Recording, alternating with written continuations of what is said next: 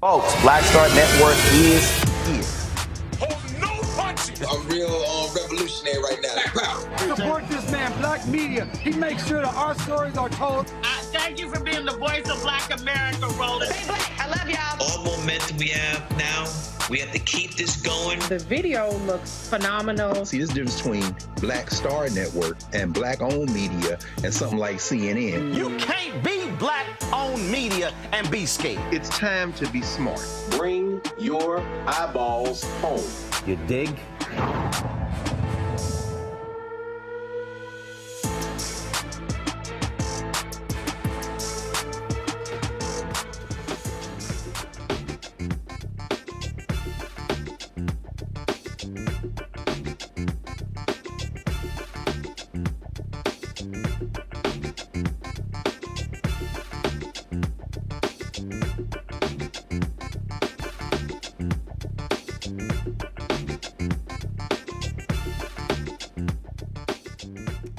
Folks, today is Wednesday, September 4th, 2024. Coming up on Roland Martin Unfiltered, streaming live on the Black Star Network. It is the 6th anniversary of Roland Martin Unfiltered, the 3rd anniversary of the Black Star Network. And man, we've got some highlights from our first show and even talked to one of our first guests who joined us on that day. Vice President Kamala Harris laid out her new small business tax deduction plan at a rally today in New Hampshire. We'll tell you about it. Also, she commented on 2 students and 2 teachers shot and killed in a shooting in a Georgia high school. We'll show you that as well. An 11-year-old Louisiana kid is facing 2 counts of first-degree murder for killing 2 of his family members. The Supreme Court's gutting affirmative action, some say, has boosted HBCU enrollment. We'll talk to the new president at Johnson C. Smith University. Also, we got some new political videos for you, including this one video, y'all, where they just nailed Donald Trump for all of his anti-black rhetoric. And the Department of Justice indicts 2 Russia Today employees and say they were funding a company where a number of large conservative YouTube commentators had shows. Oh, ain't that something? Oh, wait till we tell you about that indictment. It's time to bring the funk on Roland Martin Unfiltered on the Black Star Network. Let's go. He's got it. Whatever the miss, he's on it. Whatever it is, he's got the scoop, the fact, the find. And when it breaks, he's right on time and it's rolling. Best believe he's knowing. Putting it down from sports to news to politics. With entertainment just for kicks, he's rolling. It's on go, roll, roll, y'all. It's Roland Martin, yeah. Rolling with Roland now. He's funk, he's fresh, he's real, the best, you know he's Roland Martin now.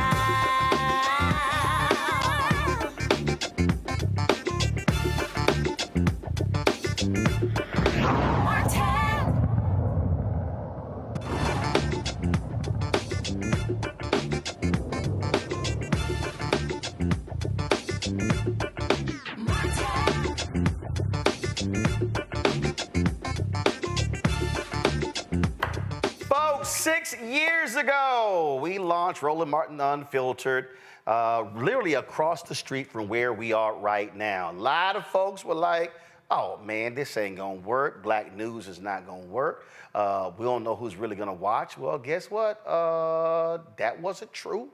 A lot has changed. 3 years after that, we launched the Black Star Network. This is our first episode. We had the first panel, Dr. Greg Carr, Liz Copeland. We had Spencer Overton. They were on our initial panel. I know it kills A. Scott Bolden. He was on the second episode. He wasn't on the first, so that really messes with his little ego.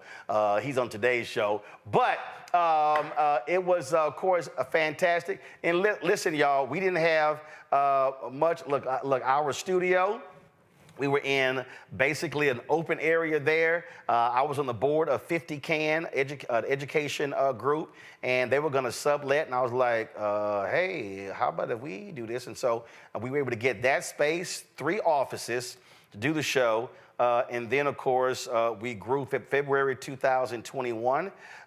We actually signed the lease to where we are right now. And so a lot more space. We can do a lot more things. We've grown in a huge way.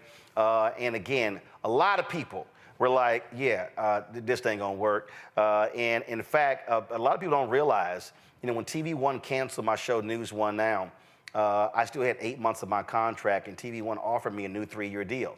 And my agent, my frat brother, Mark Watts, he was like, look, this is easy, $330,000 a year. I said no, because I knew that if they didn't have any programming, I knew what I wanted to do. And so I was committed to doing this. And so we did. We have one sponsor, AFSCME, the American Federation of State, County, Municipal Employees. Lee Saunders, my alpha brother, is the president. They committed to that first year. Then they committed to a second year. That's how we were able to get this thing going, and here we are now. Now we have multiple shows on the Black Star Network. We had 157,000 subscribers when we launched. We now are close to 1.4 million.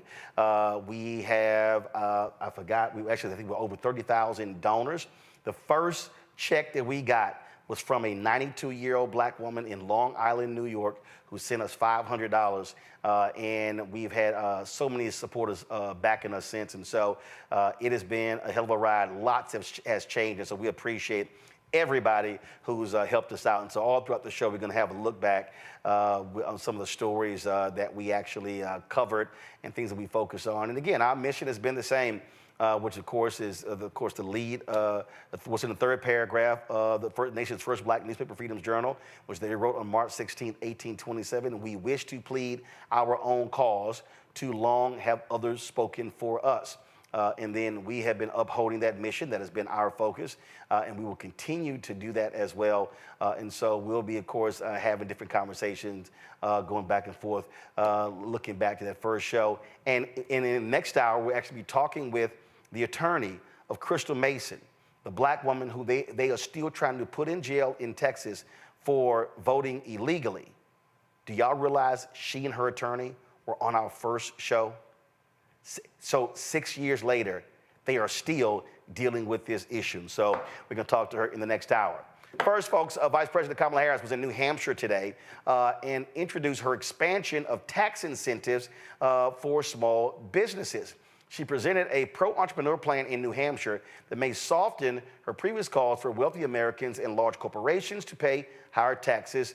This took place at the Throwback Brewery in Northampton, a women-owned business. The owners got support to open its current location through a small business credit loan and install solar panels using federal programs championed by the Biden administration. Here's some of what the VP said today in New Hampshire. One of my highest priorities will be to strengthen America's small businesses. And here I am in New Hampshire to announce a few elements of my plan to do that.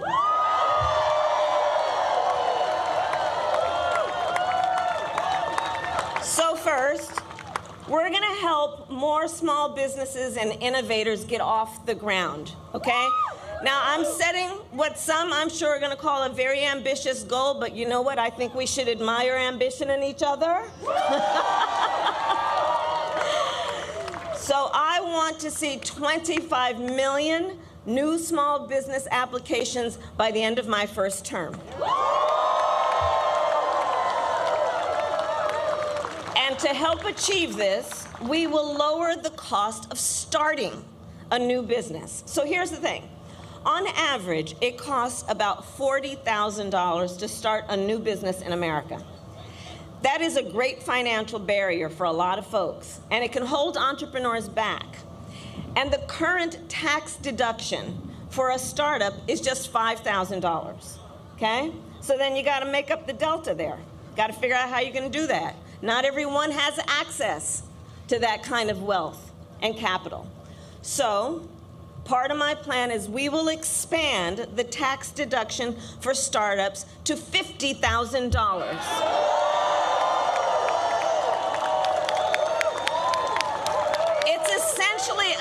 tax cut for starting a small business. Second, my plan will help existing small businesses grow. We will provide low and no interest loans to small businesses that want to expand, and we will, and this is very important, cut the red tape that can make starting and growing a small business more difficult than it needs to be. More difficult than it needs to be.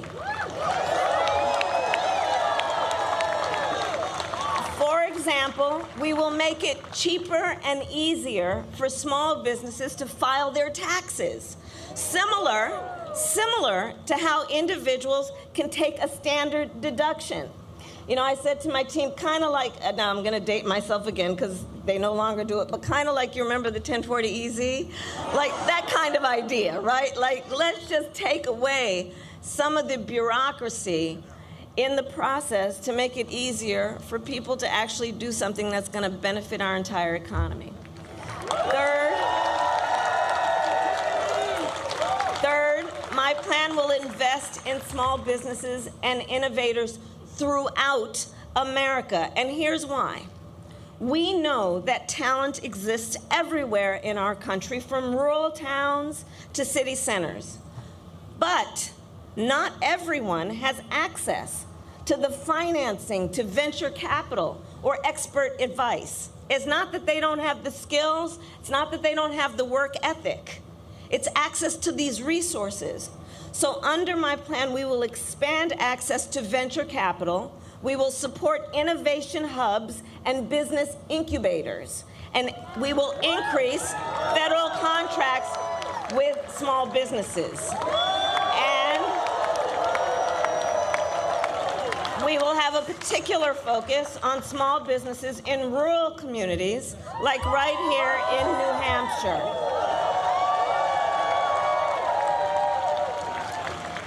Finally, my plan will make our tax code more fair while also prioritizing investment and innovation. So let us be clear.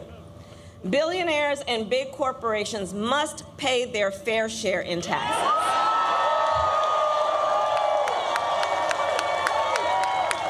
Because here's the thing, it's just not right that those who can most afford it are often paying a lower tax rate than our teachers and our nurses and our firefighters. It's just not right. It's just not right. So that's why I support a billionaire minimum tax and corporations paying their fair share.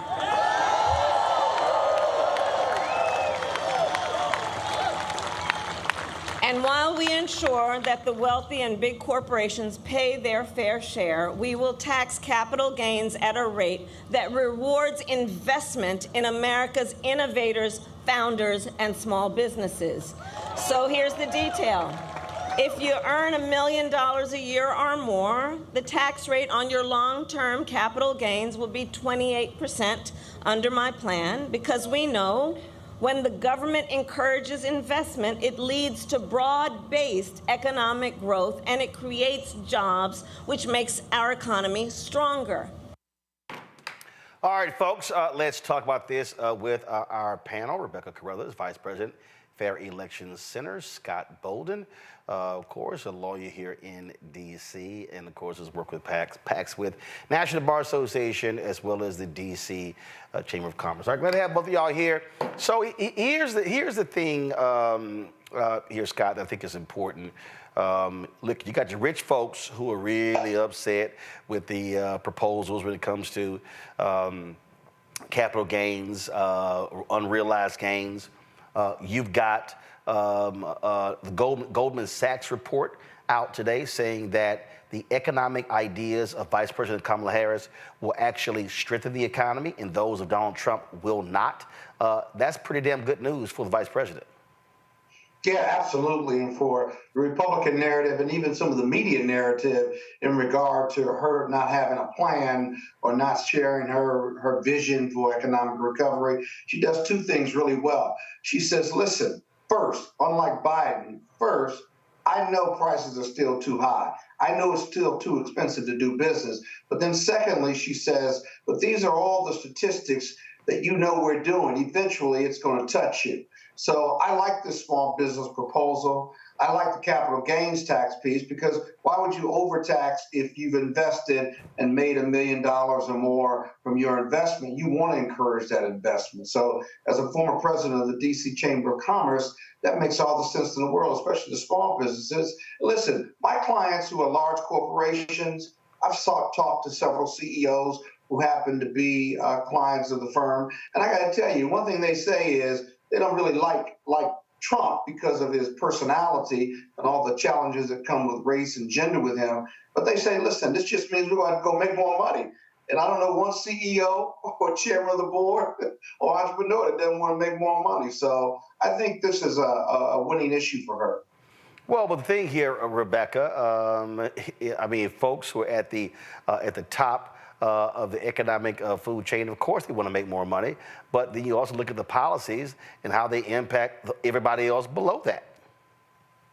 You know, I think it's important to point out, especially for all those who are crying out for tangibles, with what would a President Harris administration looks like. You know what? This sounds like a tangible to me, because we know that the largest growing demographic of small business owners and entrepreneurs are Black folks, and specifically Black women. So this sounds like a policy that's targeted to make sure it's helping Black communities by making sure that those would-be small business owners have the opportunity to remove some of the financial barriers and some of the startup costs and sunk costs in starting a business. And then also for those who are currently small business owners, and just taking a step back, I believe the definition of a small business is a business that employs, I think it's 10 or less employees, Roland, or is it 50 or less? But I think it's 10 or less. No.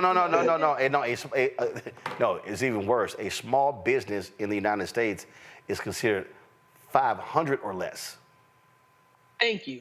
So it's 500. Yes, 500. Which that ain't a small business. But go ahead. Yeah. So with the definition of small business being a business that employs 500 employees or less, even for those existing businesses, it provides some additional relief for them as well. And we know the majority of Americans are employed by small businesses in this country. So not only does this help the business owners, it also strengthens those who seek employment from small businesses. And I was in Houston the other day, Scott, Friday after we went to see the body of my sister at the funeral home. And I took my parents out to the Breakfast Club in Houston. And I was talking with Marcus Davis, who's the owner. We were talking about, and he said, listen, he said, as a business owner, when the corporate tax rate was lowered from 35 to 20%, he was like, yo, that was huge for me. And Vice President Kamala Harris is talking about raising it from 20 to 28%. And I said, well, this is one of those things that I said, this is where it should be a threshold. So there should be a revenue threshold that if your business generates, I don't know, 100 million or less, then 50 million or less, whatever number you want to give, then you pay a lower corporate tax rate. To me, I think that's fair. I don't think that I should be paying the same corporate tax rate as Apple or as Boeing or as another major company.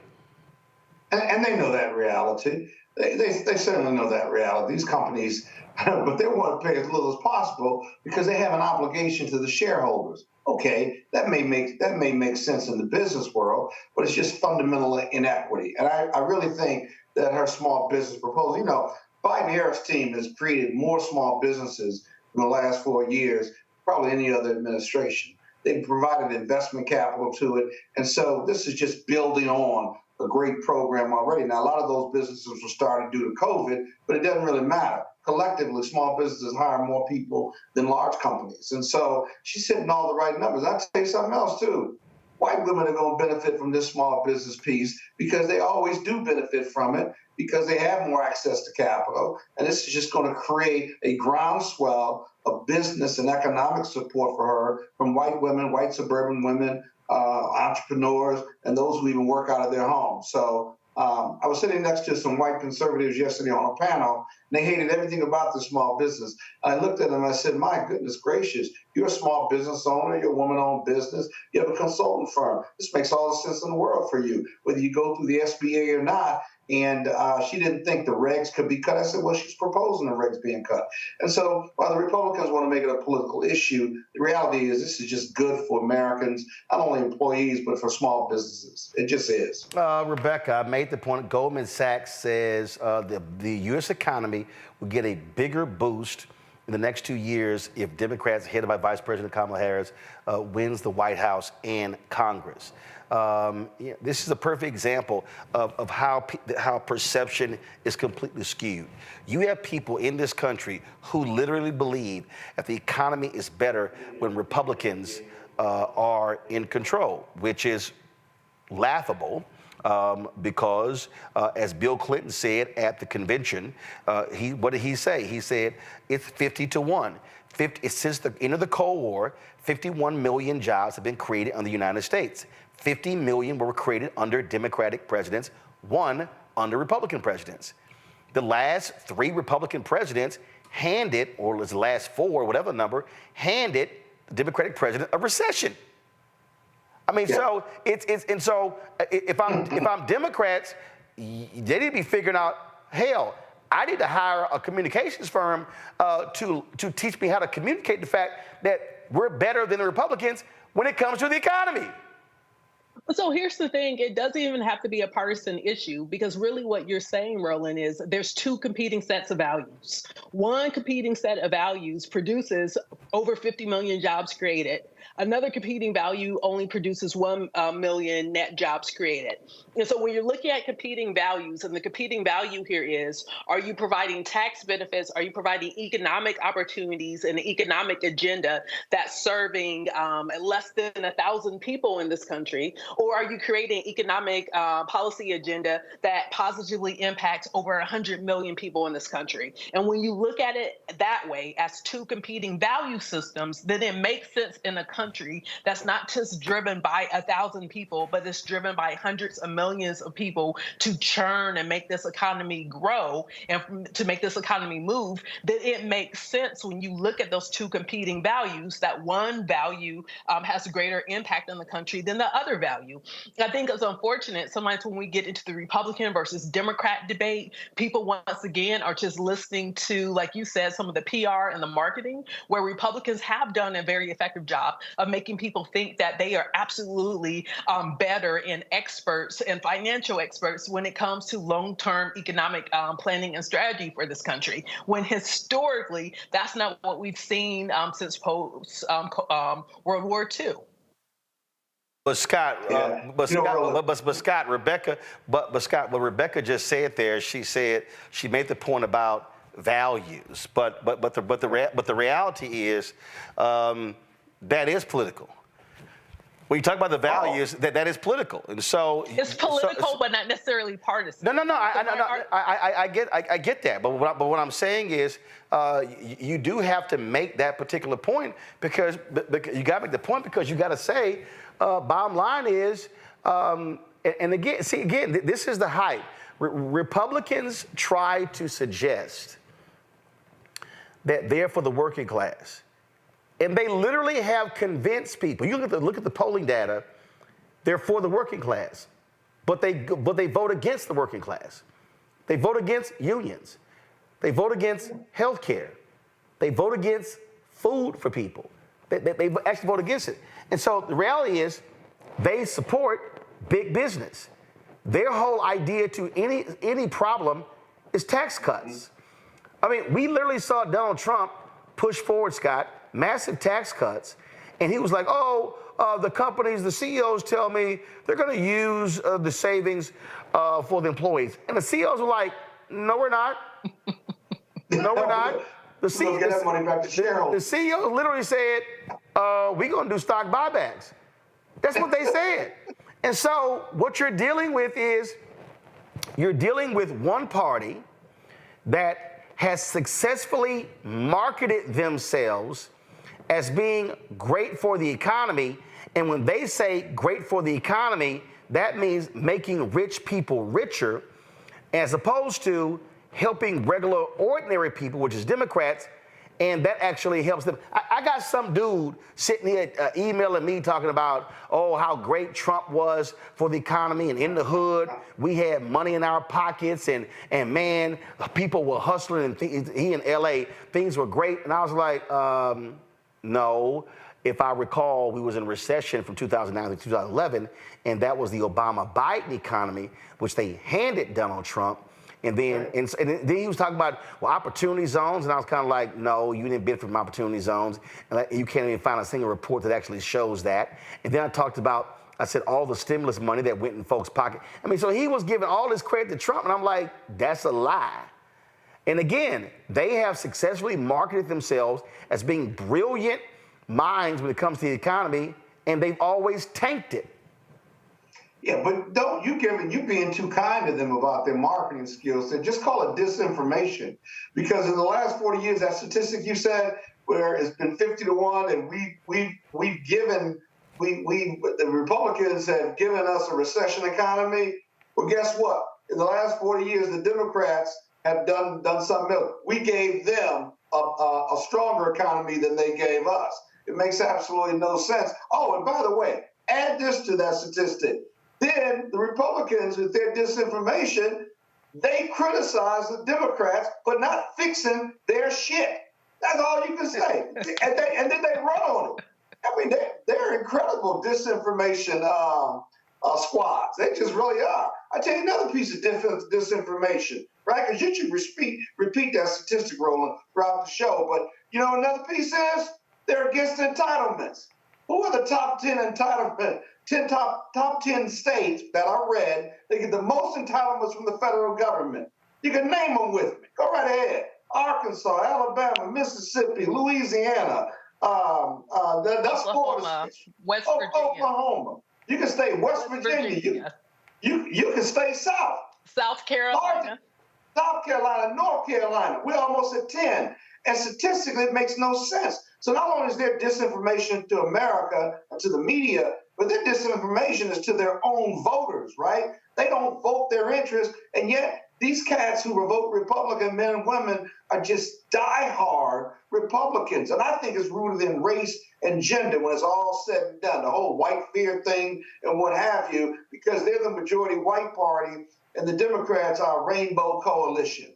I mean, you just can't get around that. So we got to figure out a way to go against that disinformation as a Democratic Party, and then make sure that the Republican following, whose policies are not popular with the masses, whether it's abortion or being reasonable gun control, how to attack that disinformation and spin it in our favor, and we be bigger, better, and brighter marketers of our own information and our own statistics that's better for this country. Well, Rebecca, this is why I think what's going to happen next week, September 10th, in a debate. You trust me, you're going to have Donald Trump sit there and say, oh, I left you guys a blazing economy. And that's when VP Harris goes, really? 16.9% unemployment. Oh, the reason gas was so low, Donald Trump, because nobody was driving because of COVID. Then he's going to say, drill, baby, drill. That's what she can say, really? That's interesting, because under Biden-Harris, we've never produced this amount of domestic oil, and we're now the leading in the world. See, to me, again, when he comes with the lie, they come back with, boom. And that's what she goes, to me, that's what she goes, hey, Donald, tell me how your infrastructure plan went. Because you had 4 years of infrastructure week. Last I checked, Joe and I passed a $600 billion infrastructure bill, building projects all across the country, the largest amount of infrastructure spending since Eisenhower was president. Did you do that? No, you didn't. We did. So to me, that's how you have to expose his lies. And I think what she also has to say, and let me also remind you, the states where you went to and promised manufacturing jobs, you didn't bring it back. We did. Most manufacturing in the United States in 30 years. To me, that's slice his ass on every single one of those economic points. Because he don't have facts. Well, no, Go right ahead. Even looking at this through a diversity lens, I think what we're going to see is Trump as a mediocre white man who fails up, unfortunately does not fail down and go away. I think he's also going to try to take credit for some of the policy agenda that Kamala Harris is rolling out. Because we've been seeing, like, as she started to hit the stump last week, we started to see Trump going on various social media platforms and accusing Kamala Harris of stealing his plans, when we know that not to be true. But Trump is very typical of a mediocre white man in the workplace who is taking credit for others' works, especially minorities in that same workplace. So I think what we're going to see next week is a lot of cribbing, a lot of Me Too. Well, I did it first. And, hopefully we'll see the vice president punching back, but also in a way where the American public understands what's going on and they're moving past and not listening to the media, especially the media that's criticizing Kamala Harris for allegedly not having plans. Hopefully the voters will hear from her directly and tune in and understand, hey, she's the one with a plan. She's someone who has a track record versus this other person really doesn't have a plan other than to continue grifting and to make those around him rich. Again, to me, that has to be the posture next week, Scott. That is, every time he lies about the economy, come back and say, that's a lie. That's a lie. That's a lie. She can be a puncher, but she's got to be an even better counterpuncher when he starts his hyperbole, because he doesn't come with facts. And when he starts bullying and when he starts spewing these lies, her mental file cabinet, when you're preparing not only for your presentation, but your voice inflection and how you punch and counterpunch, it's like a mental file that just, right? Pull that fact up and fire away at him. The other thing is when he attacks her, if he's stupid enough to attack her on race and gender, or he's racially or sexually offensive in some way, she needs, I struggle with whether she lets that go and stays above the fray, or whether she responds by attacking him on his sexual abuse, finding him liable for sexual abuse and tax fraud or other financial fraud, as well as the criminal convictions. Does she pepper him with that in response to if he gets racially or sexually offensive? But I think the facts and counterpunch is just going to be awesome. And she's got to stay focused and disciplined, right? When you're in these debates, whether you're in court arguing or you're in an arbitration, mediation, or any debate, right? You got to be disciplined, right? You got to take your time when you're cutting up the other side, whether it's cross-examination or otherwise. She's got the skill set to do that. She's got the experience to do that. And I got to tell you, I think this debate, when she tears him a new one, is going to be worth an additional 1 to 3, 1 to 2 to 4 points. I really do. People are waiting for this. She's going to set the record straight with him. And I'll be honest with you, I think they talk about how close it is.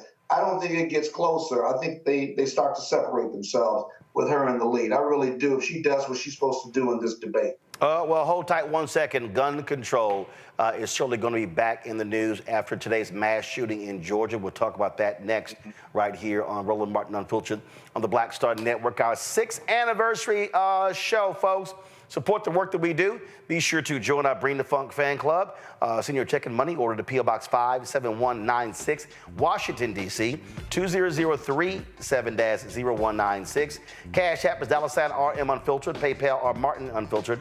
Venmo is RM Unfiltered. Zelle, Roland at RolandSMartin.com. Roland at RolandMartinUnfiltered.com. I think we're having some issues with Cash App. I'm trying to get those fixed right now. I saw 5 or 6 people who tried to give, and it actually did not go through. So if y'all try to give on Cash App, let me know if there are any issues with that. And so please assist us as best as you can. We'll be right back. On A Balanced Life with me, Dr. Jackie, we're going to be talking about common sense. We think that people have it, know how to use it, but it is something that people often have to learn. The truth is, most of us are not born with it, and we need to teach common sense, embrace it, and give it to those who need it most, our kids.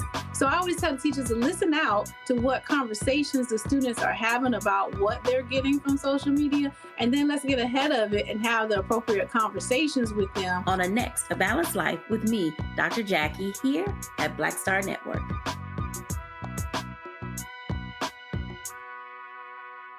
Me, Sherry Shepard with Sammy Roman. I'm Dr. Robin B., pharmacist and fitness coach, and you're watching Roland Martin Unfiltered.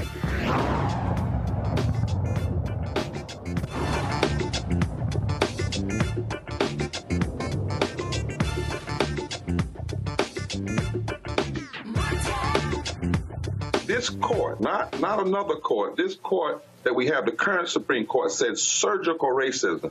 Now, when people who tend to be racist in their decision have to call out the racist, that's pretty racist. And they said That's true. No question. No question. They said it was surgical racism. And what we have to, it wasn't just photo ID. They went after early voting. They went after same-day registration. We were able to prove that 50% of women didn't have, not just black women, didn't have the kind of photo ID they wanted.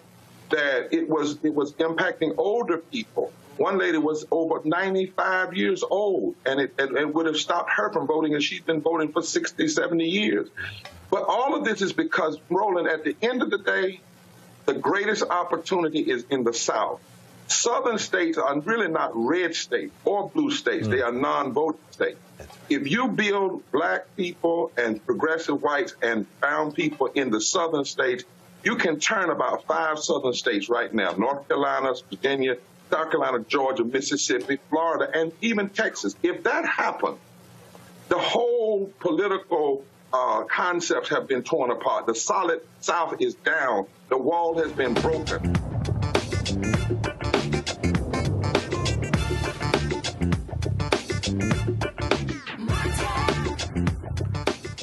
Folks, today's deadly shooting in a North Georgia high school brought this year's total of mass shootings to 285. 4 people, 2 students and 2 teachers, were killed at Apache High School in Winder, Georgia, northeast of Atlanta. According to the Georgia Bureau of Investigation, the suspected shooter is in custody. Vice President Kamala Harris called today's shooting senseless and said it doesn't have to be this way. Before I begin, I do want to say a few words about this tragic shooting that took place this morning in Winder, Georgia. We're still gathering information about what happened, but we know that there were multiple fatalities and injuries. And, you know, our hearts are with all the students, the teachers, and their families, of course. And we are grateful to the first responders and the law enforcement that were on the scene. But this is just a senseless tragedy on top of so many senseless tragedies. And it's just outrageous that every day in our country, in the United States of America, that parents have to send their children to school worried about whether or not their child will come home alive. It's senseless. It is, we've got to stop it. And we have to end this epidemic of gun violence in our country once and for all. You know, it doesn't have to be this way. It doesn't have to be this way. So we will continue, of course, to send our prayers and our thoughts to the families and all those who were affected, including, you know, I'm going off script right now, but listen, I mean, you know, at the last year, I started a college tour. And I traveled our country meeting with our young leaders, right? And so it was college-age young leaders. So I did trade schools, colleges, universities, community colleges. By the way, I love Gen Z. I just love Gen Z. Right? But I'll tell you, one of the things that I asked every time I went to the auditorium, and it would be filled with these young leaders, students, and I'd ask them, raise your hand if at any point between kindergarten and 12th grade you had to endure an active shooter drill. And for the young leaders who are here who are raising their hand, I'm telling you, every time the auditorium was packed and almost every hand went up. You know, a lot of us, I'll speak about myself, you know, we had, well, I grew up in California, earthquake drills, we had fire drills, but our kids are sitting in a classroom where they should be fulfilling their God-given potential, and some part of their big, beautiful brain is concerned about a shooter busting through the door of the classroom. It does not have to be this way. It does not have to be this way. And, you know, this is one of the many issues that's at stake in this election. Folks, to understand this area, they're represented by Georgia Congressman Mike Collins. He posted this on Twitter. Leanne and I are praying for the victims, their families, and all students at Appalachia High School in Barrow County. We extend our gratitude to law enforcement for their swift action to secure the school and get the shooter in custody. I've spoken with Sheriff Smith and told him my team and I are available to assist in any way necessary. We will continue to monitor and provide updates as prudent. This is the same Mike Collins who released this ad in 2022. Hey, Mike Collins here, your pro-Trump America First trucker, running for Congress here in Georgia 10. Well, I understand Joe Biden was in town yesterday to talk about our elections. It seems that he and Kamala Harris called anyone who disagreed with the federal hijacking of this election a racist. Well, Joe, I got some news for you. Let me tell you what Georgians really believe. First of all, you count the legal votes that were cast in the state of Georgia, Donald Trump won this state, period. Number two, get rid of those voting machines. Go back to paper ballots once and for all. Number three, get rid of those ridiculous drop boxes across this state that the Democrats use to stuff the ballots and steal our elections. Number four, let's go to national forensic audits in every election cycle across this country. As a matter of fact, it's one of the first bills I'll introduce when I get to Washington. You see, Georgians are sick and tired of weak-kneed, spineless politicians who won't fight for Trump, get to the bottom of 2020, and fix our elections. Well, if they won't do it, Mike Collins will.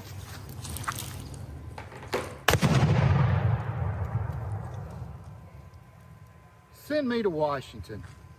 I'll fix this election. I'll get to the bottom of 2020, and I will fight for Trump's America First agenda.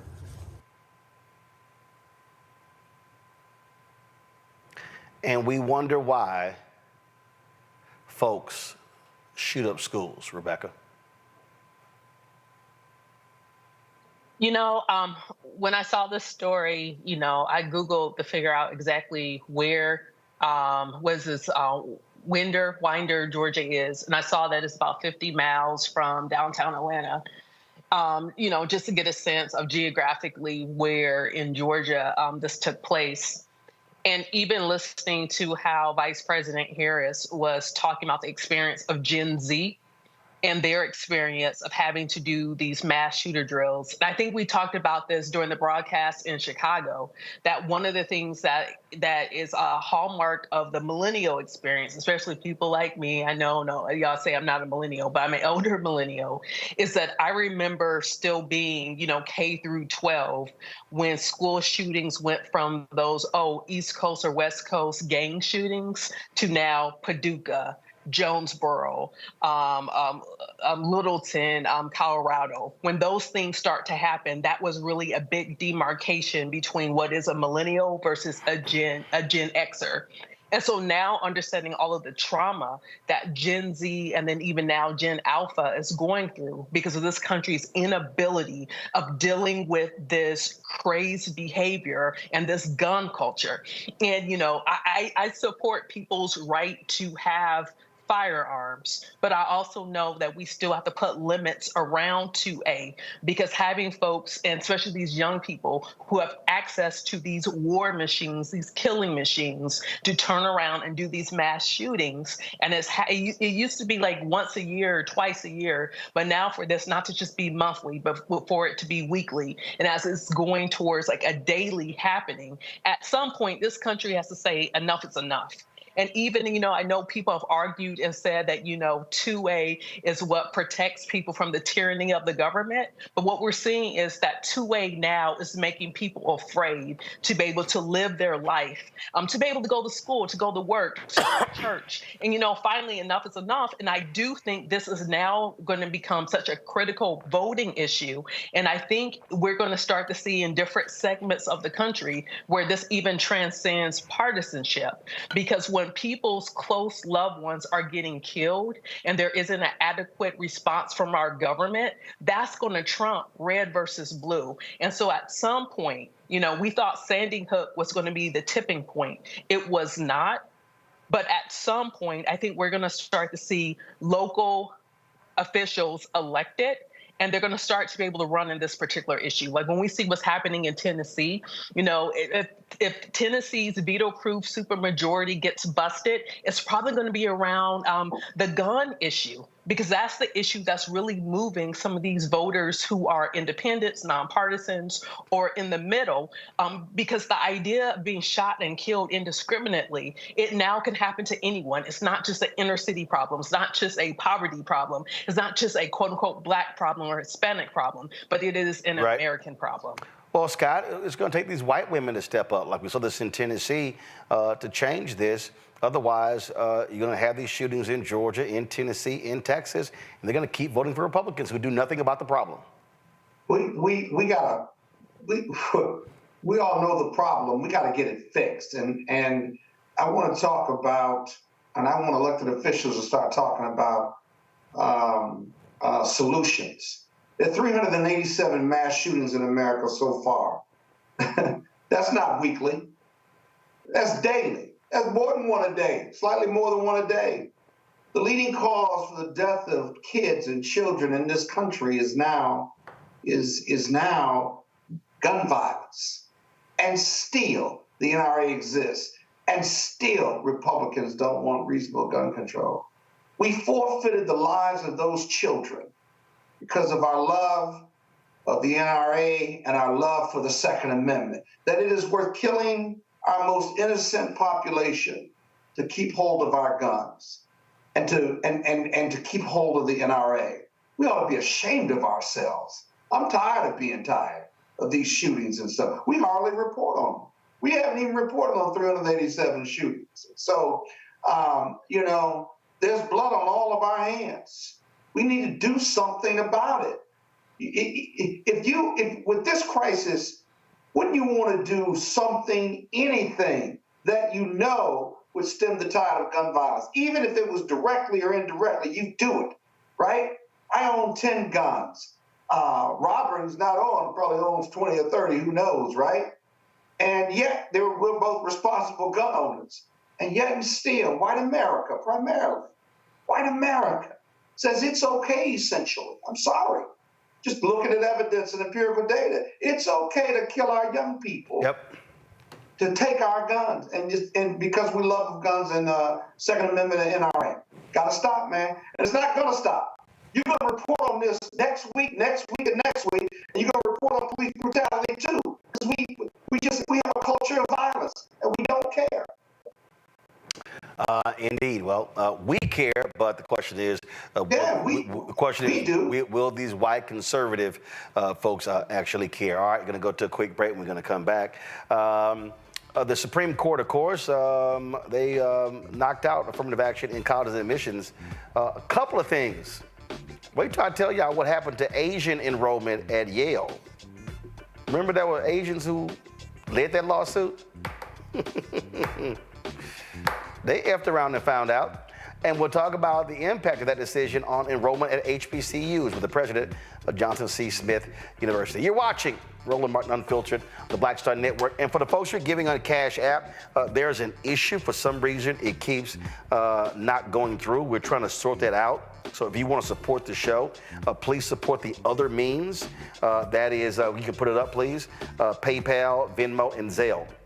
So we're trying to figure out, we're in contact with Cash App right now to figure out what is going on with Cash App on this, and why they're not processing our donations. A number of you have tried to give, looks like upwards of $3,000, and for some reason it's not going through. So you can support us on PayPal by going to paypal.me/Roland R. Martin Unfiltered. PayPal.me/R Martin Unfiltered. Venmo is Venmo.com/RM Unfiltered. Zelle, Roland at RolandSMartin.com. Roland at RolandMartinUnfiltered.com. We'll be right back. on the next Get Wealthy with me, Deborah Owens, America's Wealth Coach, I'm sure you've seen all those commercials about reverse mortgage and how easy it is to get more money in your pocket. Well, this woman that you're going to hear from knew it was too good to be true, and because of it, she now has 7 figures in net worth. You know, wait a minute. This house is really valuable, and further, you can get money out of it to help you, and more importantly, you can keep your home. That's right here on Get Wealthy, only on Black Star Network. I am Tommy Davidson. I play Oscar on Proud Family, Louder and Prouder. Right now, I'm rolling with Roland Martin, unfiltered, uncut, unplugged, and undamn believable. You hear me?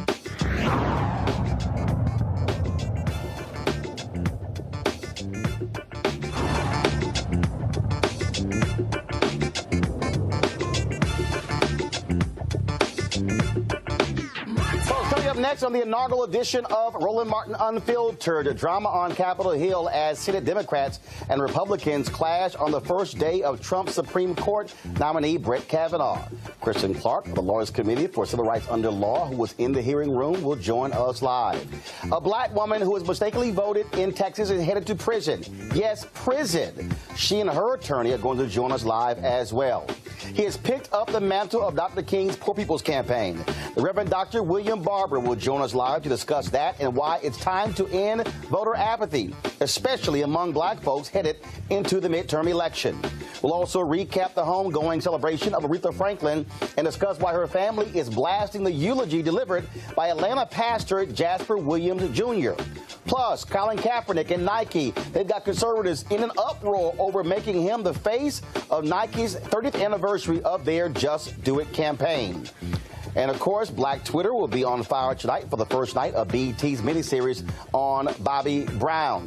Folks, it's time to bring the funk. I'm Roland Martin Unfiltered. Let's go.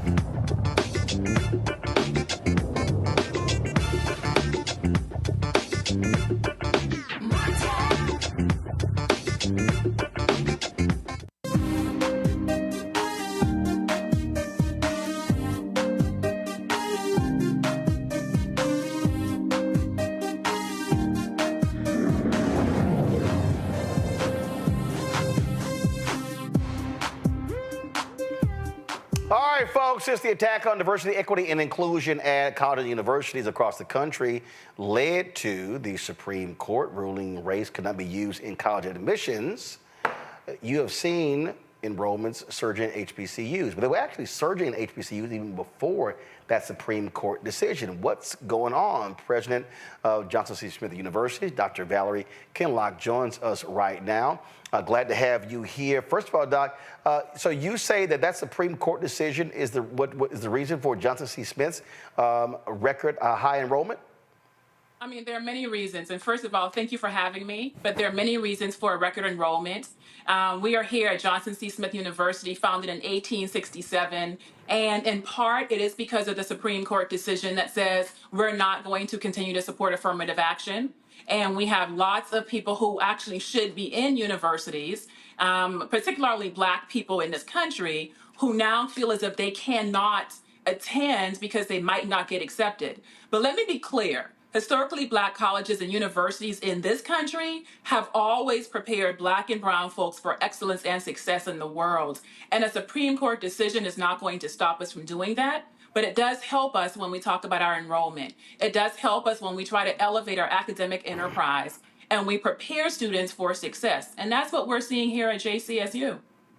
What is your enrollment this year?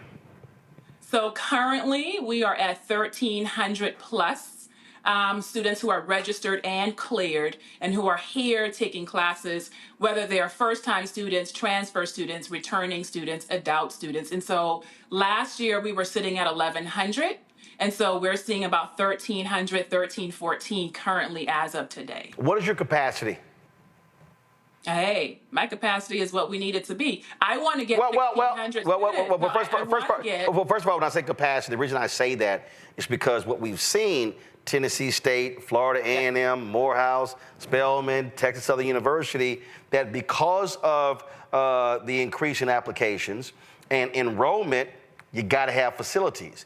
And so a lot of these folks have had to rent hotel rooms and things along those lines. And so when I say capacity, like for instance, Fisk University, they had a capacity number. Their numbers dropped big time, but they're like, well, hey, this is what our capacity is and how we can go beyond it. So from a facility standpoint, from a dorm standpoint, what is your capacity for students on campus? And then what is your goal to be able to get to that and actually expand it beyond that? That is a great question. So currently we are at capacity at 1314. We are at capacity. The goal, however, is to revitalize our residence halls. We have a large residence hall that unfortunately is offline that has the capacity to hold at least 235 more students. And so my goal is to work at ensuring that we open that residence hall, we renovate it, and we provide space for our students to be here. Now, where do I want to go? I want us to get to 1,600 or more. Historically, we've hovered around 1,400, 1,410, but I believe that if we have our residence halls where they should be, we would be able to have more students coming in to our university. And so, I asked that because I've talked to so many other presidents, and good problems lead to bad problems. Oh, yeah. And also we talk about growth. I remember having this conversation with Dr. Van Newkirk when he was at Fisk. He's now in Wilberforce. He also was trying to explain to the Board of Trustees there. Folks kept talking about, new dorms. He was like, yo, slow down. We can also expand university enrollment by folks who want to go online, who want to be a part of Fisk University, but who may not be able to afford to come to Nashville. They can still go online. So when you look at your projections, what does that look like? Do you have students right now that attend Johnson C. Smith online? And if so, how many? We have a few. We are not offering a real online experience at the moment. What COVID did to so many HBCUs and so many universities, if not all of them, was to force us to pivot by using Zoom. Zoom is what it is. But when we talk about online education, we are trying to create a platform by which we can deliver better online educational experiences. We have some of our classes that are doing very well online. But the reality is exactly what you just said. When we talk about capacity, we have to be able to have hard conversations with our Board of Trustees, with our faculty and our staff about if we are going to increase enrollment, we do that by having housing available for students to live on campus. We are a residential campus, and we need to have adequate housing for our students.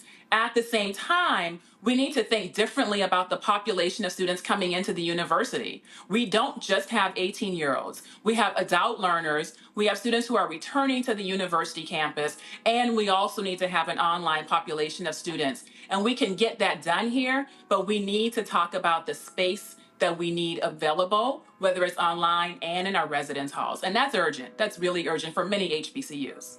And so with that, what is your growth plan? You talked about getting that dorm online. What is that going to take? How much is that going to take? And then from a standpoint of when, can it be open by fall 2025, or are we talking about 2026? All right, so what I'm talking about is fall 2025 is my hope, is my goal, and yet it takes funders to be able to see the value of investing in facilities infrastructure. And it's not the sexy thing. It's not the thing that people want to invest in, but it's the thing that will support our students and get us our enrollment. But what's the number? But what's the number? That we'll have it. But what's the number? In order to bring that dorm back online, what is it going to cost you? I mean, it's going to cost me at least $12 million.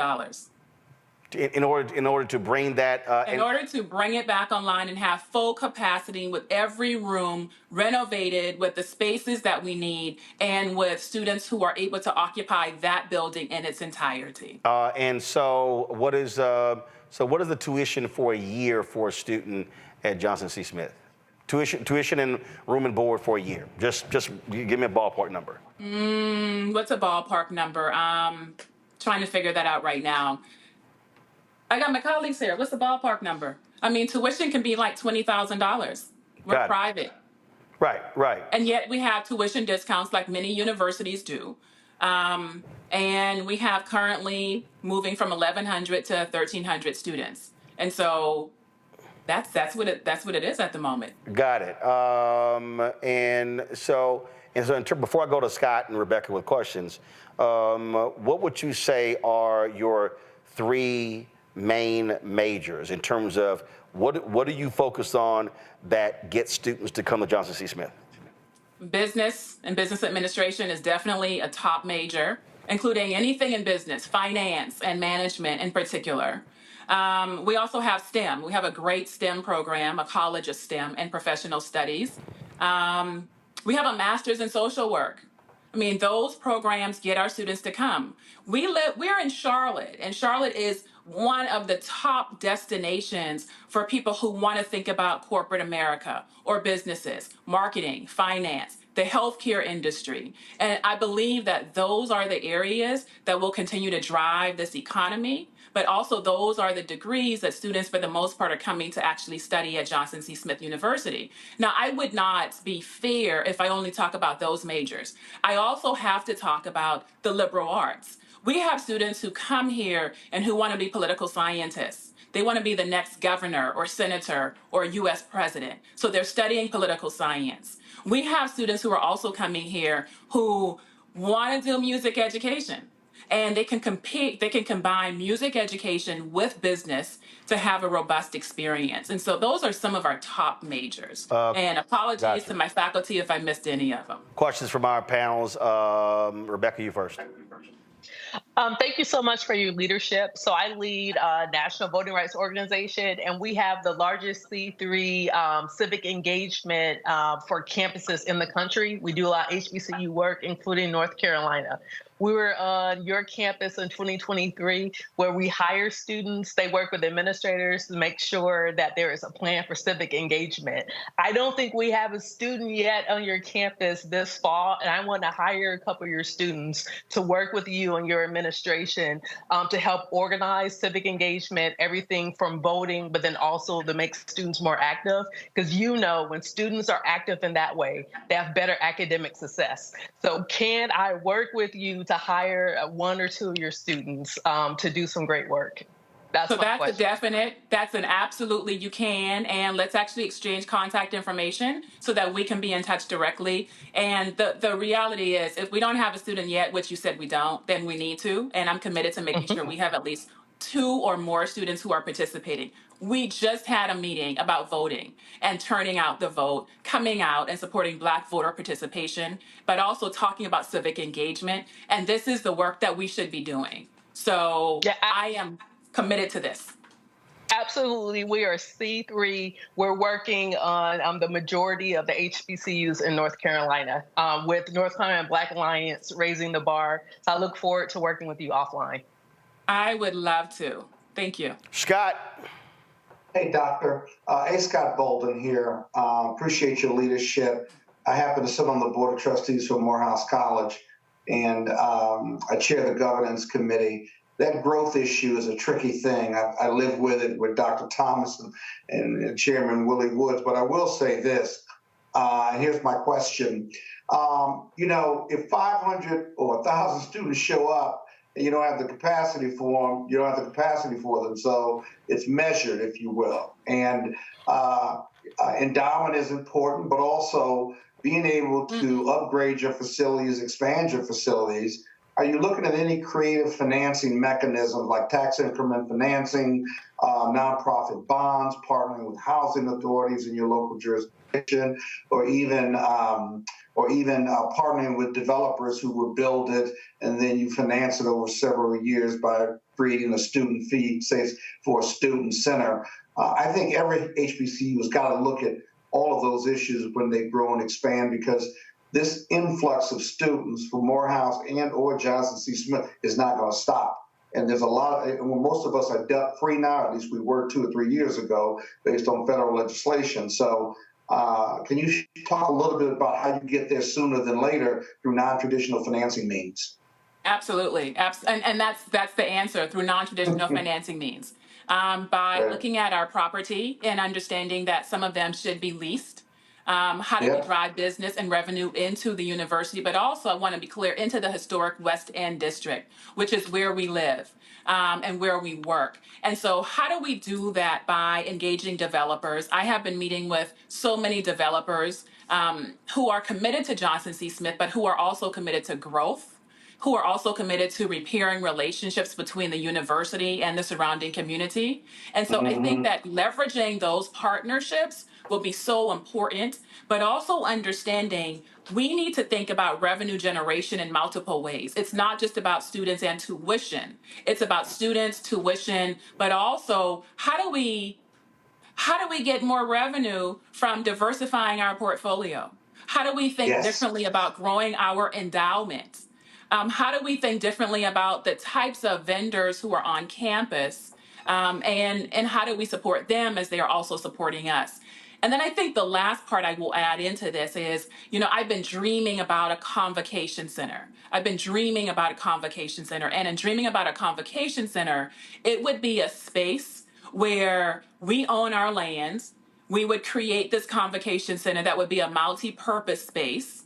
And it would be for the community, for businesses, for industries, for the athletics teams in Charlotte and beyond. And it would also be a hub for our students' excellence. That would also increase revenue. But the days of thinking about revenue only by thinking about enrollment, those days are, if not over, very limited. Yeah. Good luck. Thank you. I appreciate that. All right, then. Well, Doc, we certainly appreciate it. Thank you so very much for joining us on the show, and good luck. All right. Well, thank you, Roland Martin. I appreciate you. All right, Dr. Kinlock, thanks a lot. I appreciate it. Thanks a bunch. All right. Bye-bye. Folks, we're just talking about, of course, the idea with, of course, HBCU enrollment and affirmative action. But I saw this today, and I had to get a kick out of this. The lawsuit that was filed that went to the Supreme Court that got rid of affirmative action was filed by a group of Asian students and their parents. Well, check this out. In the first Yale class since the end of affirmative action, Black and Latino enrollment share remained stable, yet Asian American decreased. And so this is right here. You see right here with the year at the bottom, where you see an increase with white enrollment. You see a drop for Asian American enrollment. Hispanics increased. Blacks went slightly up. International slightly down. Native American stayed the same. So they stopped considering race, Scott. And then they started factoring in essays that dealt with character and things along those lines. And I guess a whole lot of these Asian parents learned real quick. Guess what? Trying to depend upon your grades and your SAT score didn't work. And so your little lawsuit, you done effed around and find out. In all fairness, the majority of Asian students weren't supportive of that lawsuit. There were a handful of them that were, but they represent, beyond those 4 or 5 that the lawsuit had as plaintiffs, because that had no standing, by the way. It's interesting. The international went down and the Asian students went down. I'd love to see more empirical data on that, but it does seem like the chickens have come home to roost in regard to the lawsuit. But listen, I'm glad that Black and brown students didn't go down. Now, this is early data. But talking about their economic backgrounds, their communities that manifest themselves, whether it's poor or poverty, without talking about the color of your skin, not only have students and parents have to redefine how they approach this issue of getting into a top school, a white majority school, but also the administrators and diversity officers, how they process applications, how they stay on the right side of the law. As a lawyer, I find myself advising not only colleges and universities, but even corporations now about how they look at D&I because of the attorney general threats to companies operating in their jurisdiction, whereby that decision did not extend to corporations, but now we're all concerned about how we rethink DEI. Very, very powerful, but very negative for those of us who are Black, brown, economically disadvantaged, and how we get an education, a reasonable one, a really excellent one, and be able to pay for it. So this is going to shake out at some point. And again, for those folks who filed that lawsuit, Rebecca, oops. You know, that's his proposition, and he gonna find it somewhere. And by the way, if you don't give it to him, Rebecca, he gonna say it anyway. No. It's like, okay, so y'all filed that lawsuit thinking your enrollment was gonna blow up. Oops. So what Scott's telling me, I have to agree with everything he just said, because he cornered me in Chicago, Roland, and said I agree with you too much over him. So Scott really is just saying he wants me to agree with him. Bravo! You know, only a weak ass man would go to somebody and say, you know, you agree with Roland too much. You don't agree with me enough. Now, mind you, Roland, this was after he big-timed me. It said he didn't recognize me at first because I had braids in my hair in Chicago. You should have cussed his ass out. She was in a good mood. You should have cussed his ass out. You should have said, you little punk ass little capper. That's what you should have said. Go ahead, Rebecca. So unfortunately, I got some exes who are Kappas, so that's probably the reason why I should have cussed them out. So, you know, here's the thing. There are some people who think that they can be white adjacent, or that they can cozy up to white supremacy in this country and somehow they'll experience that white privilege. And what's unfortunate that there are some people in this country who bought into the model minority theory. And we know that theory is bunk. And so what people need to really understand as we get closer to white people being the minority in this country, and even when we think about the world and how the global South is getting ready to overtake the global North, it's going to be less than 10% of people around the world who are actually white. And so what's going to happen in this country, people got to learn really quick, is that you can't white identify or white align, and that's going to be a benefit for you moving forward in the future. And that's specifically, I'm talking about racial minorities here. And people are going to have to white people are quickly going to have to learn how to actually compete where they don't in a world where they don't get unfair advantages, AKA white privilege. And for those minorities who are thinking that they're going to ride on the coattails of white privilege, you're getting a wake-up call, because the world is changing. Power structures, that's really what DEI is about, is challenging power structures. Those things are rapidly changing in this country. Oh, absolutely. And it's like, again, I mean, you can sit here, play games all you want to, but we're going to see how that works out. All right, y'all.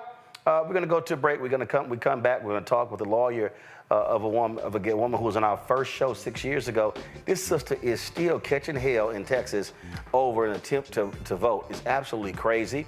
You have the Texas Attorney General, Ken Paxton. He's literally trying to target states who want to remind people or send out voter registration forms. We see what the hell is going on there. Lots we want to talk about, y'all, including this indictment exposing these big-time conservatives working for a company that was funded by Russia. That and more right here. Roland Martin Unfiltered on the Black Star Network.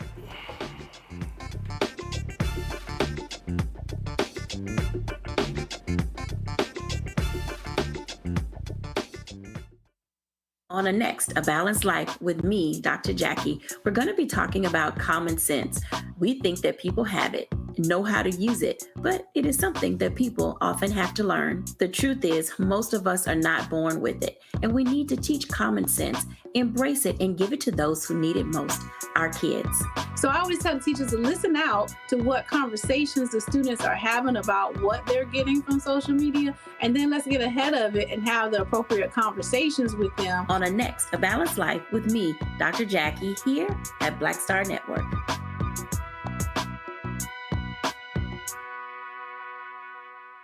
Farquhar, executive producer of Proud Family. Bruce Smith, creator and executive producer of The Proud Family, Louder and Prouder. And you're watching Roland Martin Unfiltered.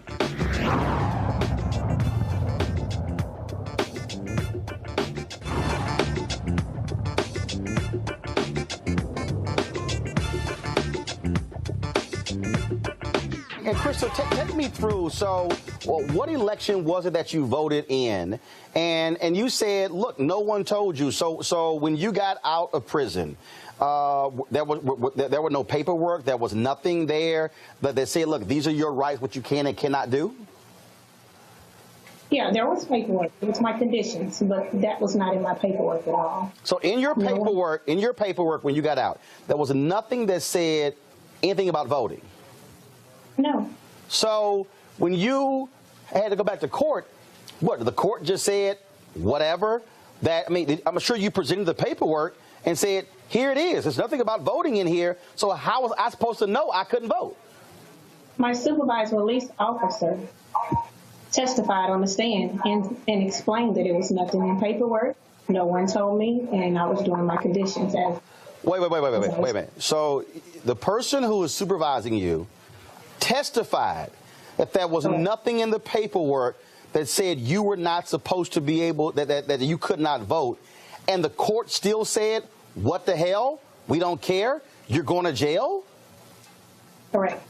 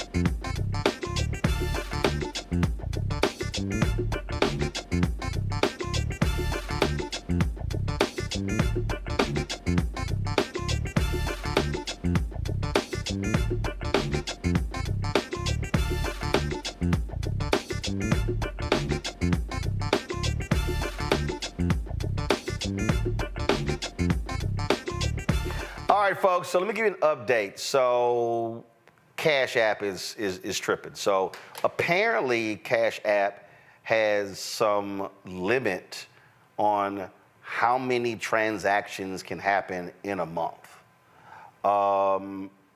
which is sort of weird because the month just started. So we don't know what the hell's going on. So I just checked, and about 20 or 25, actually about 30 or 40 of y'all have tried to give on Cash App today, and it's getting rejected. And so I was on the phone with them trying to figure out what's going on. So it's not a dollar amount, it's literally the number of transactions. So we don't know what's going on. So we're trying to get this thing fixed right now. And so if you have other forms, if you want to support Roland Martin Unfiltered and you have other forms, if you have PayPal, Zelle, or Venmo, you can support the show. I'll let y'all know when this gets fixed, but this is weird. We've never experienced this before, and so many people want to support us on our 6th anniversary, so we're not sure what's going on. So I'm on it. I'm trying to get it fixed, and so again, you can support us on PayPal. It's paypal.me/R Martin Unfiltered. Venmo is RM Unfiltered. Zelle, our emails, roland@rolandsmartin.com, roland@rolandmartinunfiltered.com. So those are the emails. Those are the other ways: PayPal, Venmo, Zelle. And again, we're going to try to figure out what the hell is going on with Cash App. But we don't know. But it's rejecting our users for some reason. And in fact, I just sent an email to someone actually showing them exactly the impact of this. And I'm going to pull this up in a second. And so here's a perfect example. This is I made this video here. This is the number of transactions that were actually blocked. That were actually blocked in our Cash App. All of those because whatever this glitch is. So we'll figure out what's going on, and then we'll send those folks an alert once we actually get this thing fixed. All right, folks. 6 years ago, on our inaugural show, we had on Crystal Mason and her attorney talking about this case. Her attorney, Kim Cole, out of Texas. Now, this is a sister who tried to vote. The vote was never counted. She found out later that she could not vote after serving in federal prison. But the Tarrant County DA have been going after this sister, y'all, for I think it's now going on, this is the 7th or the 8th year. So understand this. She was on our first show in 2000, 6 years ago, y'all, 2018. She was on our show last year, our 5th anniversary show. Here we are still talking about her case on our 6th anniversary show. And now the Tarrant County DA, they want the appeals court to review the last decision where they basically were like, okay, end this mess now. Her attorney, Kim Cole, joins us right now. And Kim, it is insane that we're still talking to you. It is utterly insane that Crystal tried to vote. The vote was not counted. As a result of them charging her, she had to go back to federal prison to sentence her term. They extended her federal parole, her supervised release, I'm sorry. This has impacted jobs, her family, housing, all of this. And even after it goes through the Texas Appeals Court, this racist DA is, oh no, we're going to appeal this, and still trying to go after her, holding her accountable. And it's like, dude, which election was this? What year was it that this actually happened? 2016.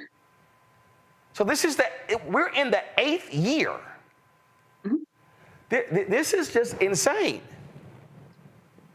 It is absolutely insane, Roland. And first of all, congratulations.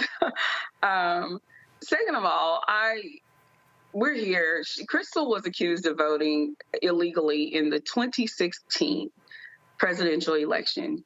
We are looking at a new election 8 years later, and even though the Court of Criminal Appeals has the Second Court of Appeals has sent Crystal's case back down to the lower court for her to be acquitted and for her conviction to be overturned, the Tarrant County DA is still beating this dead horse and still pursuing these trumped up charges, yes, pun intended, of voter fraud.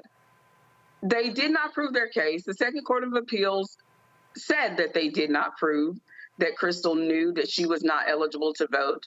And here in Texas, felons do have the right to vote. However, they have to be done with any jail time and parole or probation. So Crystal didn't know that by her being on federal supervised release, that she was not eligible to vote. And in Texas, the law requires that an individual know that they're not eligible and vote anyway. That is the crime. It's not in voting and you don't know that you're not eligible. It's in voting or attempting to vote while knowing that you're not eligible. And that was not the case here. The Second Court of Appeals agreed, and now the Tarrant County District Attorney has appealed to the Court of Criminal Appeals. And since we last spoke, Roland, the Court of Criminal Appeals has actually agreed to take this case on yet again for another ruling.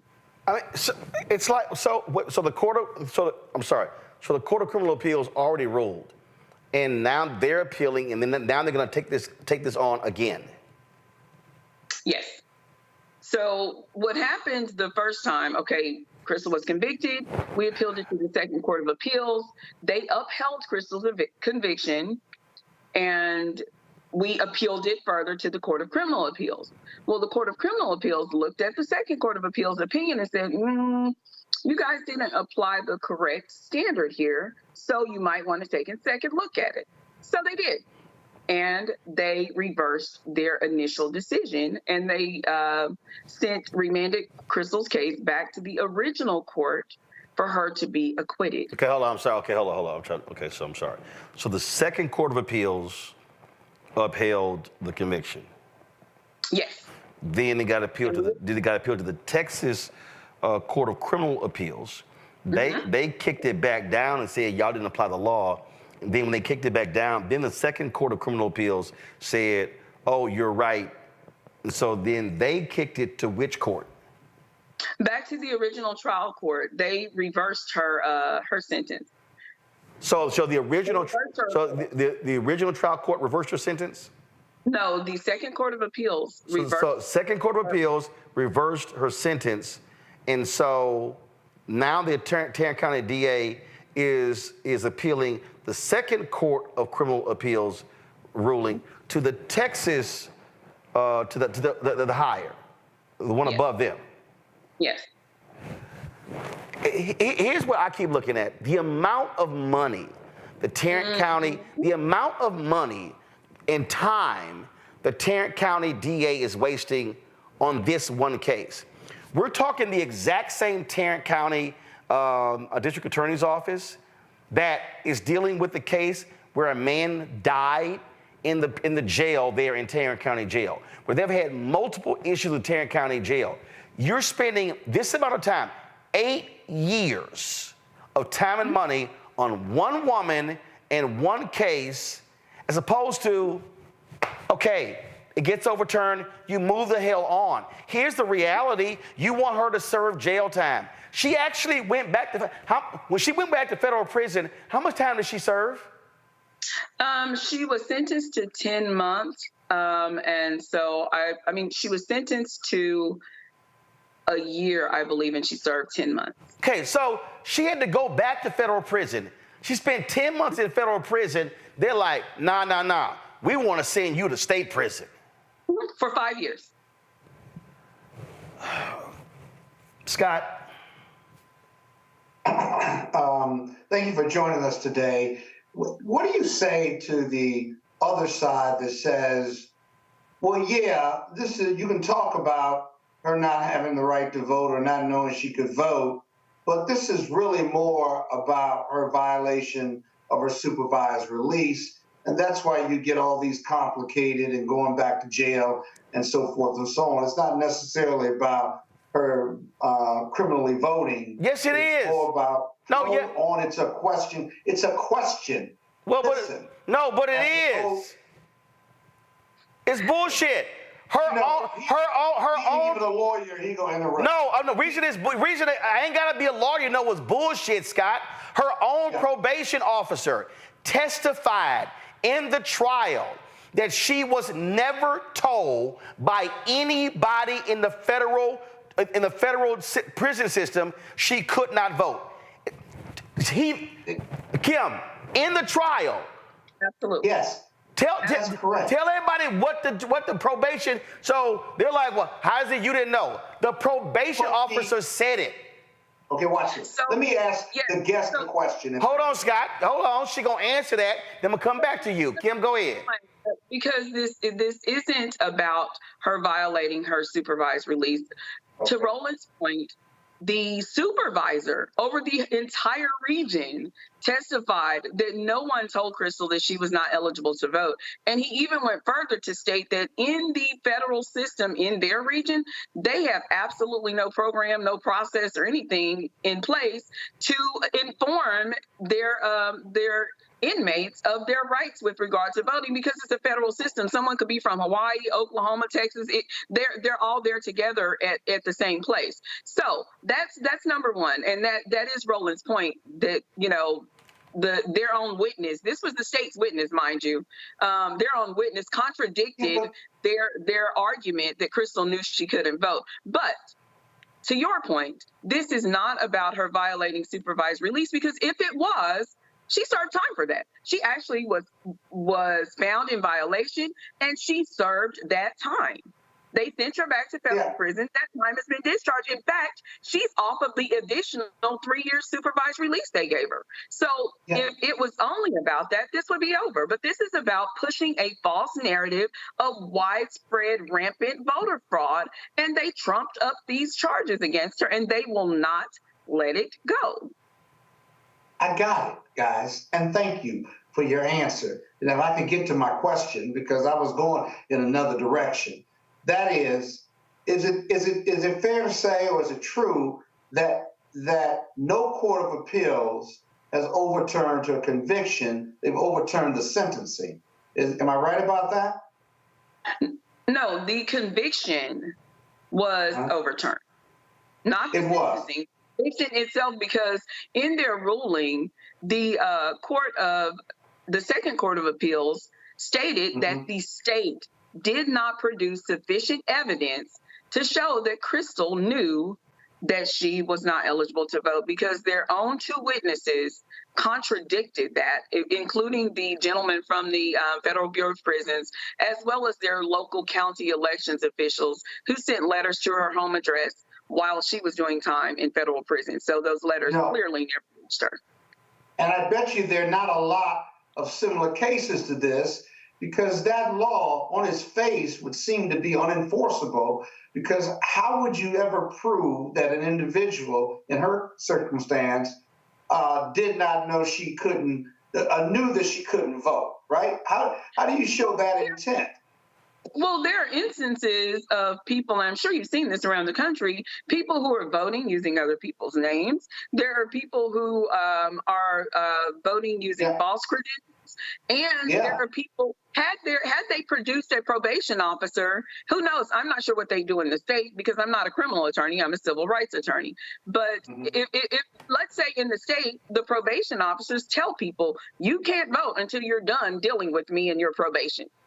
They can produce that was, hey, we told them. That would prove their case. Got it. Yeah, that's incredible Texas justice. God bless you for hanging in there. This is Texas, right? Yeah, it's Texas. And this right here is no different. This is no different, Kim, than what they did to that black man in Houston who waited in line for 5 hours, and then they arrested him. Later, it was found out that he actually could vote, and they have scared that man to death so much, he said last year, you know what, I'm not even going to vote. And that's what's going on here. It's the exact same thing DeSantis did in Florida when he had people arrested who were formerly incarcerated. It's the same thing happening in Nebraska, where the state attorney general and the secretary of state literally said that a law passed by the legislature is unconstitutional. I ain't never heard of a state AG, not a judge, a state AG telling the legislative body, oh, y'all law is unconstitutional, so therefore we're not going to enact it. What is happening to Crystal, what's happening in all these places, they want to intimidate people who are formerly incarcerated, to scare them, to say, if you try to vote, we're going to come after you. Absolutely. It's absolutely a form of voter suppression, voter intimidation. That is why they do not, everybody knows, Roland, I believe you're a resident of Texas. Texas is not a red state. Texas is a non-voting state. And if people come out to the polls and actually cast their ballots, we could flip Texas. And they don't want that. Tarrant County's motto is keep Tarrant County red. period. Yep. Doesn't matter if it's a woman in prison. If everybody who doesn't know, Tarrant County is the last large county in Texas that is red. Travis, Harris, Dallas, Bayer, Williams, they've all flipped blue. And this is what this is all about. Rebecca, your question. Yeah, as the conversation was going on, I was on my iPad looking at the demographics of Tarrant County, because I remember the 2014 cycle actually campaigned in Tarrant County. And so I was looking to see Phil Sorrells, I think that's the current DA. This is the troublemaker here. He's up for re-election in 2026.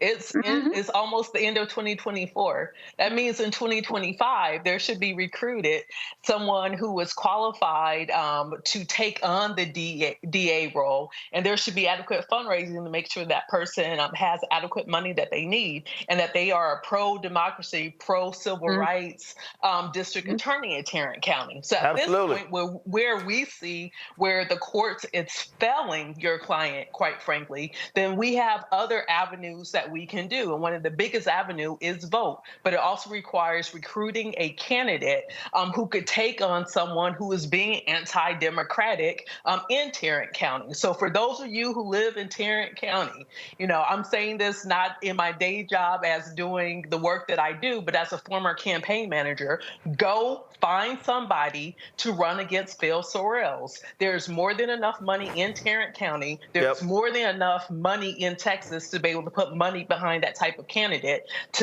And with the demographic breakdown in Tarrant, there is more than enough voters and people who can be registered to vote who can choose a different DA in Tarrant County. Absolutely. I agree. There are Tarrant County also is like much of the U.S. It's a non-voting. They have very relatively low voter turnout, and I believe that if we put forth a candidate, first of all, Phil Sorrells should go just specifically because of the waste associated in continuing to attempt to prosecute Crystal Mason for a crime that everybody knows that she did not commit, and a crime that they can't prove that she committed. I mean, it's been through the ranks. They can't prove and did not prove that she committed this crime. So for him to continue to pursue this is a waste of taxpayer dollars, especially in the face of multiple deaths in the county jail. Yep. And they're not doing anything about it. So I agree with you. Let's get a candidate in there that can unseat Sorrells. Hopefully, this case will be done by then. Yep. And multiple unarmed Black men who have been killed by police in Tarrant County. Yep. Let's add that too. Absolutely. And there's no call for his removal, is it? No.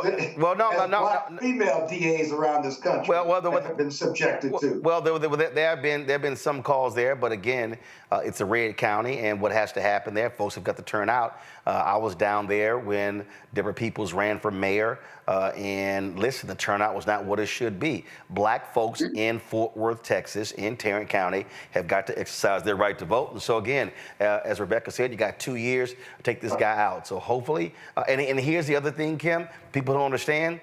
We don't know when the hell the Texas Court of Criminal Appeals is going to look at this here. It took a whole year for the second court to issue that ruling. It was a whole year before they issued their ruling. Last time when it was before the Texas Court of Criminal Appeals, when we first appealed, it took, I want to say 15 months. It took 15 months before they ruled. It might have been more than that, but it definitely took over a year. And that was when I was on the cycle of where every Wednesday I would have to check. I had an alarm set to check every Wednesday to be able to inform Crystal whether or not she stay free. So we're back in this cycle again. Unbelievable. Kim, keep up the fight. We appreciate it. Thanks a lot. I will. All right. To the people. All right, thanks a bunch. Folks, I was telling you about what was earlier again was happening there in Texas.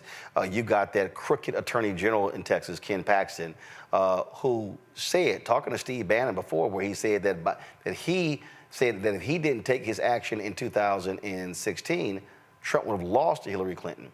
Or, I'm sorry, in 2020, he would have lost Texas to Joe Biden. So what he's doing is he's literally using the power of his office and sending out letters to officials in Harris County, which is the largest county in Texas with the most black voters, to Bexar County, telling them that they cannot send information out to the voters about registering. Okay, I hope y'all heard what I just said. Ken Paxton is literally doing that. And so he is threatening to sue officials in Harris County and Bexar County, saying that if they send out any literature with regards to people voting, that he is going to prosecute them. In the last session, they passed new laws regarding this, literally telling elected officials in Texas that they could not even inform voters about voter registration. Y'all hear what I said? And this is what he claims. He claims that, that voter registration applications could end up in the hands of unverified recipients. This is what he put on Twitter. It is unlawful and reckless for counties to use taxpayer dollars to indiscriminately send voter registration forms with no consideration of the recipient's eligibility and without any statutory authority to do so. These county attempts to do so after the Biden-Harris administration has allowed millions of illegal aliens to enter the country are especially troubling. It is more important than ever that we maintain the integrity of our voter rolls and ensure only eligible voters decide our elections. Your proposal does the opposite by indiscriminately inviting county residents to register to vote regardless of their eligibility. I urge you to abandon this proposal. If you do not, I will see you in court. Last week, there were several organized raids across South Texas over yet unfounded allegations that Latino activists have helped non-citizens register to cast ballots in November. Folks, what this is, Scott, here, is absolute voter intimidation by the Attorney General. That's exactly what it is. So this idea that county officials can't tell county residents sending out voter registration forms, this is what they're trying to stop. It is blatant intimidation by that thug, AG Ken Paxton. Under color of law. Let's not forget that. Under color of law, he is doing voter intimidation. And these raids DOJ is investigating right now is a whole nother level of intimidation to get Texas to kind of no vote, if you will. It's just outrageous. You know, the Republicans, they know their policies aren't popular.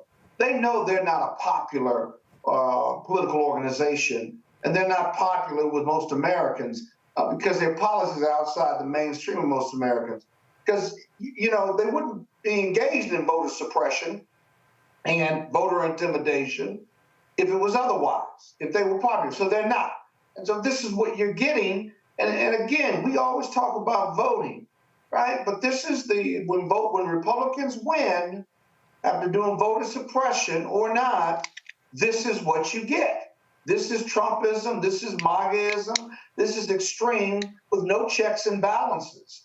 The feds may be able to help here, but, you know, you got to vote like this year. You got to vote like it's your life. You can rest after you die because there are going to be so many forces against black people and brown people and Democrats in this country to suppress the vote at all levels. Let's remember, voter intimidation, don't register, voter suppression, don't register, voter apathy, they don't come to the polls, right? So you got all that going on, right? Now, once you vote, at least in 70 counties or 70 non-believers in the 2020 election are now in a position to not certify your vote. We don't talk enough about this, Roland, that in Atlanta and in Georgia, right? Yeah, we talked about it. Certification of vote, we have, okay. Certification of voting is now discretionary, not ministerial. To those non-lawyers, discretionary, you know what that means? That means you may or may not. It's ministerial, that means you have to. It's perfunctory. Whatever the numbers are, you sign off on it, you send it to the state, who eventually sends it to the House of Representatives or the Senate. And so this fight is not going to be over for Kamala Harris and the winner of 2020 on November 5th. It's going to take several months to certify those votes, especially if she wins, which is why we're telling everyone, let's win big. Let's overwin. So there's no question about it.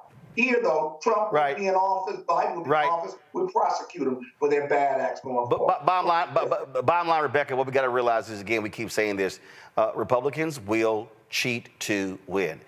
The only way they win if the electorate is shrunk. They have openly said that if more people vote, they will lose. You know, Roland, I'm about to start quoting passages from White Fear here. Texas is literally the microcosm, meaning it is a small example of what the entire country is getting ready to go to. For folks who may not be aware, white people are the minority in Texas now, right? Hispanics have outpaced and technically is the largest group of people in Texas. Well, in fact, Black and Hispanics, minorities in Texas make up 61% of the state. But 61% of the voters are white. Right, but this is where I'm going. Just like what we're seeing in post-apartheid South Africa, when we see the white majority now as the white minority, especially when it comes to the ruling class, there now is a struggle for who gets to rule Texas. And right now there are white people in Texas like Paxton, who is very felonious, and his felony charges got dropped because the impeachment trial, he actually won his impeachment trial in Texas, but we know he's felonious based upon his actions in office.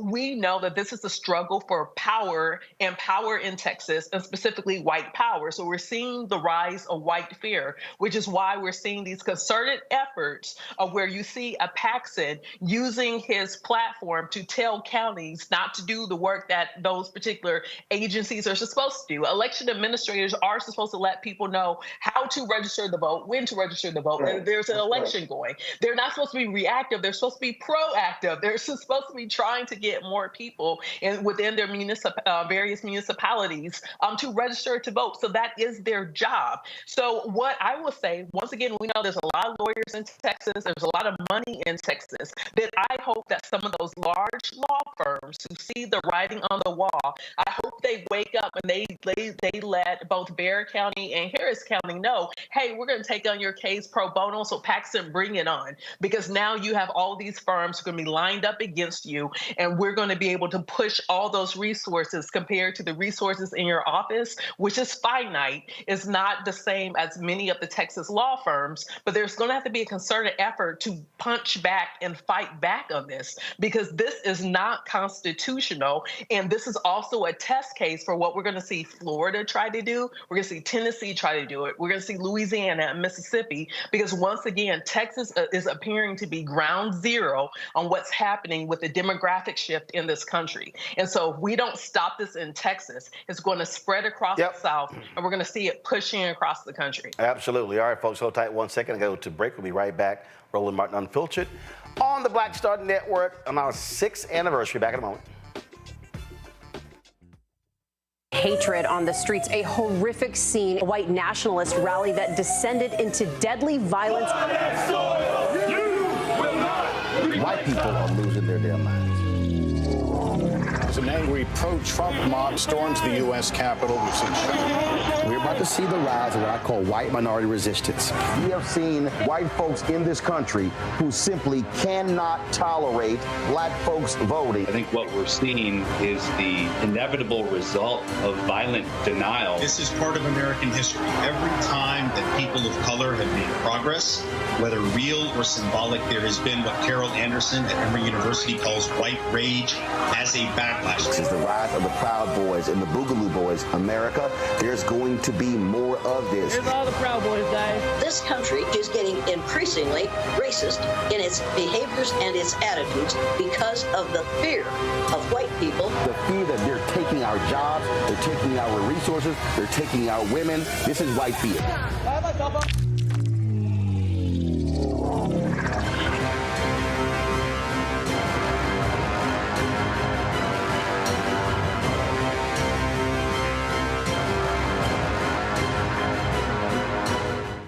It's John Murray, the executive producer of the new Sherry Shepherd Talk Show. This is your boy, Earthquake. And you're tuned in to Roland Martin Unfiltered.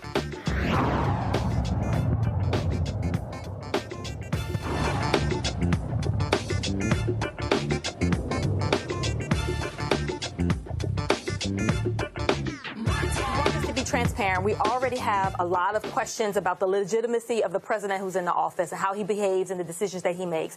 Why the Republicans should have gotten all the information that they had available to them, and at least at a minimum, given all of the members of the committee an opportunity to postpone so they could review it. However, at the time, President Obama said elections have consequences, and 60+ million Americans voted for Donald Trump. And at that time, Donald Trump, as a candidate, said, hey, these are the people, and no other nominee had did this before. These are the people that I'm going to put on the Supreme Court. So the American people knew what type of candidate, what type of jurist would be presented by this president, and they went to the polls and they spoke on this very particular issue. But Liz, I got to push back on you, and I'm going to go to Spencer on this one. Of course. Elections do have consequences. And a black man won twice. Yes, that's won true. Twice. And there was some 200+ days between Scalia dying and the election. And Spencer, they did not respect that election. That's right. And let's also remember, more folks voted for him than voted for Donald Trump.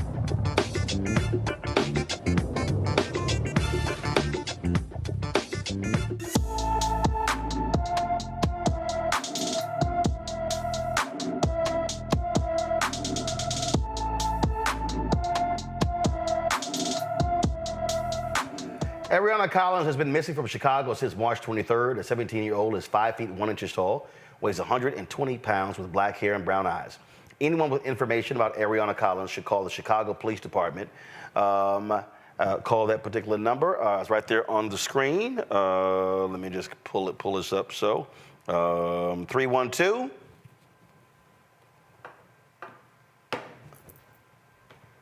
312-745-5020. 312-745-5020. Folks, I always love, we were just talking about Texas, and in November, there are 3 Republican Supreme Court justices on the ballot. A lot of folks in the state have been really upset with the abortion rulings in that state, the voter rulings. It's a hardcore right-wing Supreme Court. Yet, polling data shows that when folks begin to talk about those 3 justices and their positions, hardcore positions on abortion, it changes voters' minds. Now, keep in mind, in 2022, when Beto O'Rourke ran against incumbent Governor Greg Abbott, 75% of young voters under the age of 30 did not cast a ballot in Texas. 75%. So, Gina Ortiz-Jones and her PAC, they released this ad that's having a huge impact in Texas. A woman miscarrying, left to bleed out and nearly die. A mother of 2 facing internal organ rupture. Doctors unable to provide life-saving care for fear of a prison sentence. These are real stories happening in Texas right now because Texas Supreme Court judges Blacklock, Devine, and Bland are playing doctor from the bench, putting their politics over our health and risking women's lives. Hold them accountable by voting them out, because medical decisions belong to women and doctors, not politicians. Republicans all across the country don't want to deal with this issue. It is a galvanizing and mobilizing issue, Rebecca, and we're seeing that in Texas. And again, this is a state Supreme Court race, and all too often, people don't focus on these state Supreme Court races, but they're just as important as the United States Supreme Court. And so when you look at North Carolina, when you look at all these other, Ohio, we saw what happened in Wisconsin when that flipped from Republican control to Democrat control, 4-3. They then, guess what, allowed ballot drop boxes, outlawed political gerrymandering. And so this is one of those areas where, I've been saying, Democrats have got to put money in Texas, and they can't stop saying, oh, well, it's red and we're never going to. No, this is how you start winning.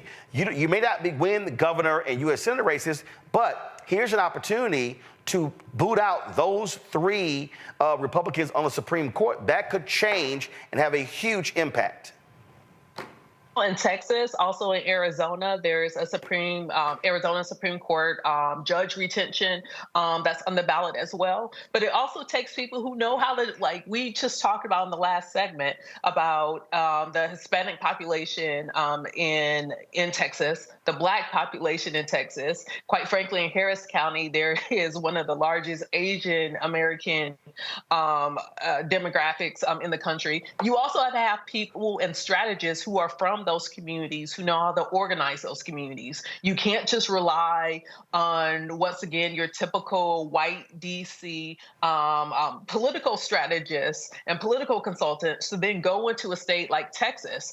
We saw, I think it was back in 2010, 2012, when we saw, was it Texas Battleground 2020, where you had people from outside the state going into Texas saying how they were going to make Texas blue based upon the demographics, rather than working with some of the existing infrastructure on the ground that actually understands how to organize communities in Texas and how to mobilize those communities. Because what we have seen in a state like Texas is that when you see an overwhelming of one party that's constantly doing things like having a 8+ year prosecution against someone who was trying to vote who didn't know that they weren't necessarily eligible at that time to vote, when you see those things happening, there is a chilling effect. Yep. Like you talked 2 segments ago about the man in Houston, how he no longer wants to vote because how he is being politically targeted. So unfortunately, when you have a state like Texas, one thing that contributes to a low voter turnout is people have been shell-shocked into submission.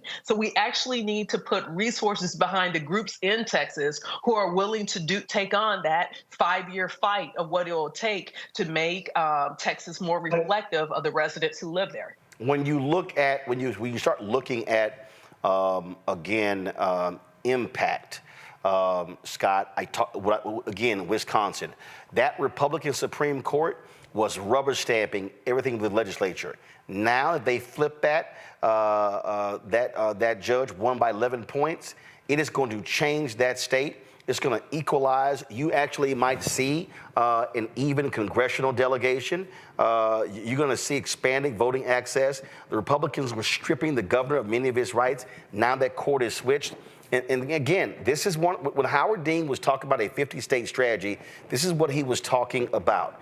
One of the reasons, and listen, people can love Obama, but there were 1,000 seats lost when he was president, okay? Because the DNC was completely ineffective when he was president.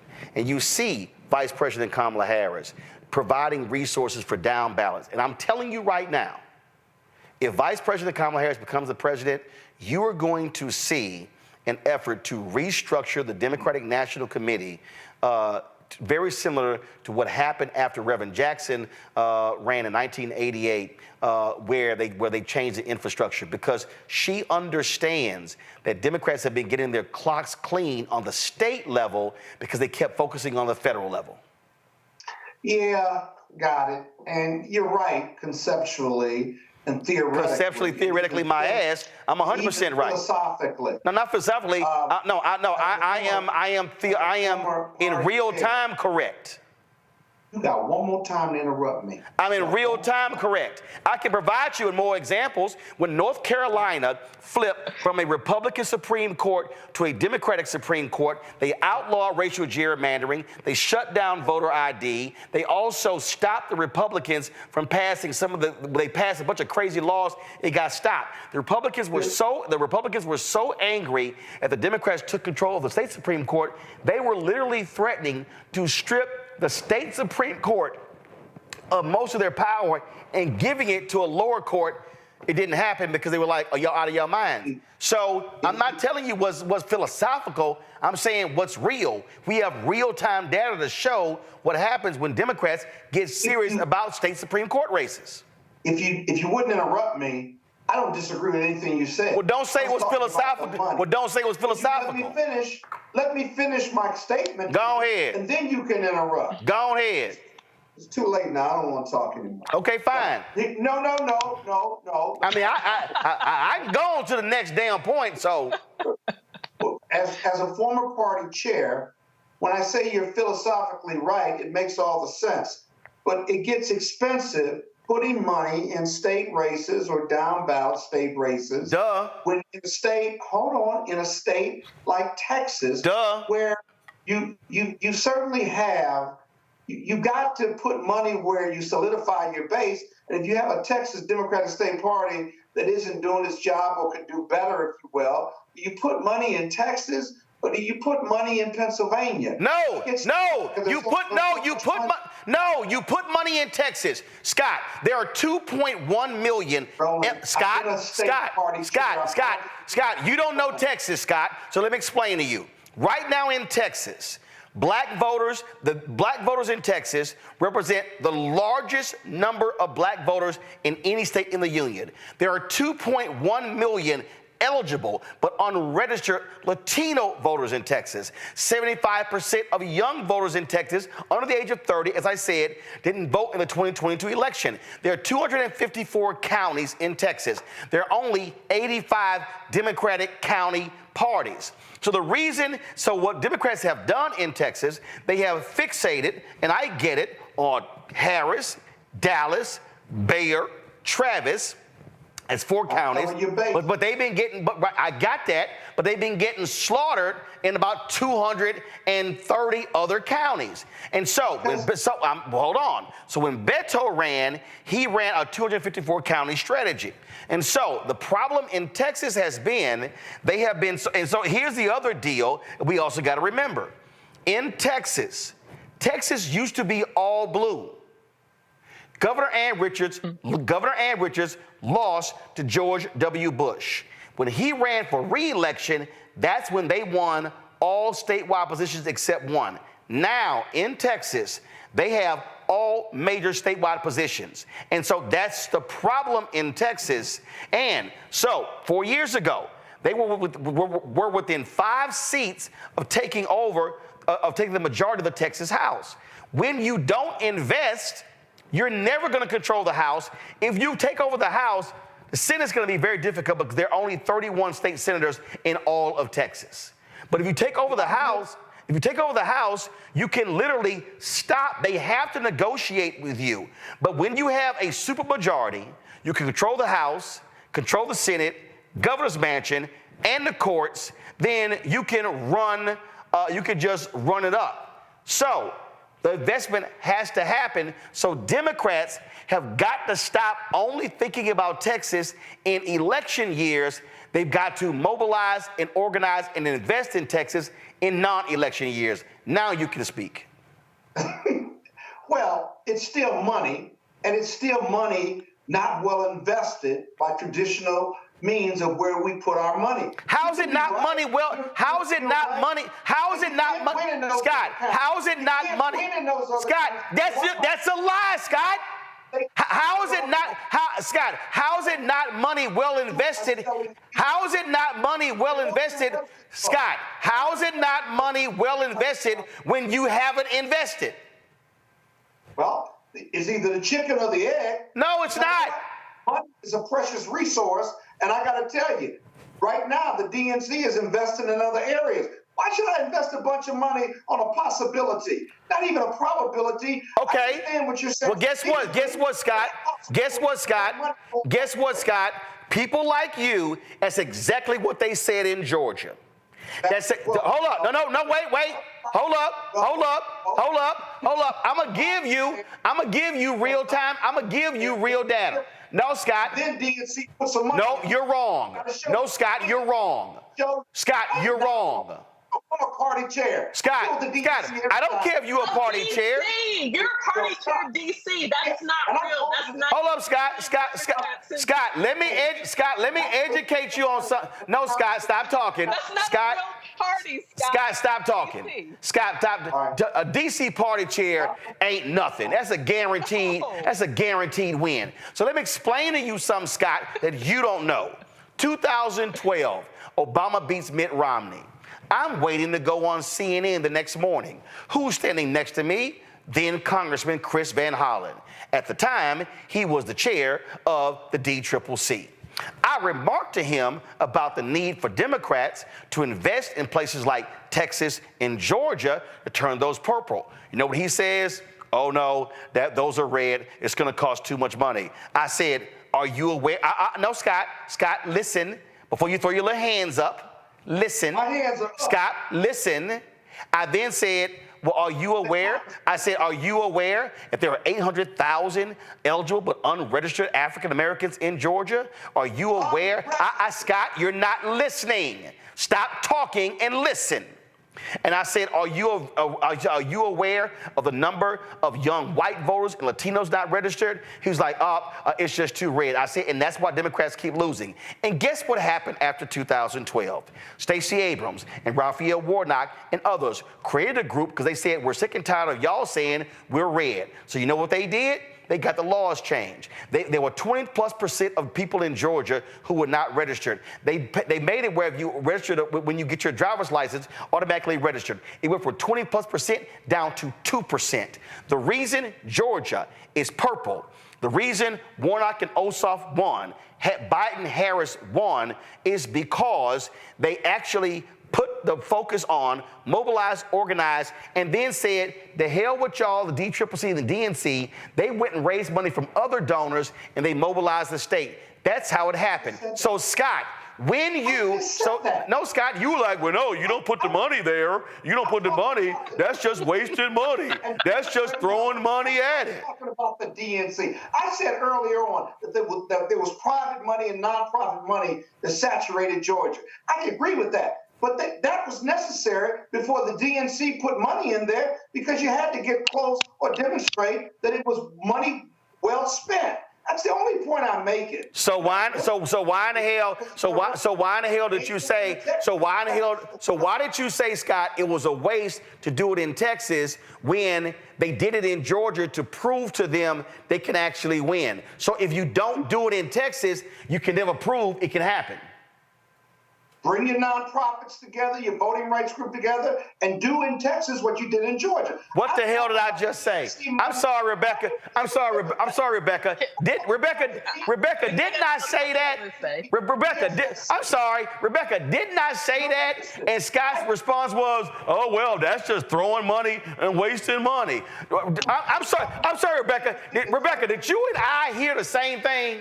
You know what? Yes, so here's Rebecca, go ahead. Scott, Rebecca has the floor. Scott, Rebecca has the floor. Rebecca has the floor. Projects or campaign in about 36 states. So if we're going to talk about what works in different states, I'm going to go with some of my personal experience, and not just, no offense, Scott, but kind of offense, being the D.C. chair of the party. While, yes, that's work. There's a lot of type A's in D.C. who think they know politics. So you had to wrangle a lot of people. I'm talking about dealing with the DNC. Scott, Rebecca has the floor. Scott, Rebecca has the floor. But if we're talking about how to win competitive seats, I'm the type of person that you bring in for that, because I grew up, that's what was my bread and butter in learning how to actually campaign. I can tell you many times where I've walked candidates into the committees in D.C. asking for money, asking for endorsement, or just ask them just to send around the email to some of the unions to raise money, and they did not. These were races where I lost by 1%, where we should not even been that close, where we were outraised $2 million to $500,000, right? The reason why I've been able to be very competitive, because I understand you have to talk directly to voters. But in order to talk directly to voters, that means you have to show up in different communities. One thing that we know that is free when it comes to party building is talking to voters, not just in election years, but also recruitment of candidates. You literally have to challenge every line on that ballot. What we've seen the Democratic Party do is the equivalent, if we're playing spades, for the Republicans to be able to walk with a 10 of clubs, right? That should never happen in spades, but that's what's happening in this country. Even Republicans walking with a 7 of clubs. That's utter BS, and that is political malfeasance. So as much as people say, oh, well, that costs too much money, but guess how much money it costs the American people when you have a president like Trump who's issuing trillion-dollar tax cuts that is exploding our national debt. So if we're talking about money and cost, it costs more the American people when there actually isn't competition on the ballot. Instead, you have one-party rule. The other thing that I want to say is, if we don't pay attention to Texas, this is what's going to happen across the country. I understand the three of us live in D.C., right? Or live in the Nope, I am still a registered voter in Dallas County. In Texas, this is still my homestead. Go ahead. That's So I would illegal, say, by the way. and yes, you live in no, Virginia. no, it's not. No, You registered in Texas. That's illegal. Hey, Actually, it's not, Scott. That's illegal. No, it's not. So you're domiciled in Texas? No, Scott. You're not domiciled in Virginia? Scott, when it's your homestead. Scott, what you're not going to do is do this on camera. But also, he's wrong. You ain't going to do this. And he's wrong. So he's loud and wrong. Loud and wrong. Vote where you live, brother. No, Scott, you're wrong. Scott, do you know the Texas homestead laws? Scott, do you know the Texas homestead laws? No, you don't. No, you don't. Rebecca, finish your comment. Rebecca is finishing her comment. Stop talking. Rebecca, go. The bottom line is there are many areas in this country where Democrats could be competitive based upon the demographics. And Texas is ground zero for that. If Democrats don't figure out how to win a state like Texas, then the next 50 years is going to be extremely hard for them as we see people who are married to white supremacy trying to hold on to political power in this country. So Texas has to be our canary in the coal mine. It has to be our wake-up call. And I would say people who care about democracy and civil rights in this country need to pay attention to what's happening in Texas. Absolutely. Last video I'm playing. Link in the project. Drop this video here. Roll it. Roll it. No, you don't. Our nation with this election has a precious, fleeting opportunity to move past the bitterness, cynicism, and divisive battles of the past, a chance to chart a new way forward, not as members of any one party or faction, but as Americans. I promise to be a president for all Americans. I will be a president who unites us around our highest aspirations. Let us show each other and the world who we are. And together, let us write the next great chapter in the most extraordinary story ever told. Damn, they good at making ads. Damn, they good. All right, Scott, final comment. You got 30 seconds. And you're on the clock. You all may bleed Texas. You may be right. But here's the deal. If you all are so right and I'm so wrong, then how come the DNC isn't following your lead and putting money in places that I read? How come they're not? Okay, I'll tell you why. I'll tell you why. You may be right, but it ain't happening. That's my only point. I'll tell you why. Because what they do is they come into Houston, Dallas, Austin, San Antonio, hold fundraisers, raise $4, $5, $8, $10 million, and they leave the state. And what they have not done is build a party infrastructure. I go back to when Howard Dean was chair of the Democratic National Committee. He kept saying, we need a national strategy, a 50-state strategy. Then you had Paul Bagaya, James Carville, and Rahm Emanuel, who were clashing with him because they wanted the party to be a nationally focused party. Obama becomes president in 2008.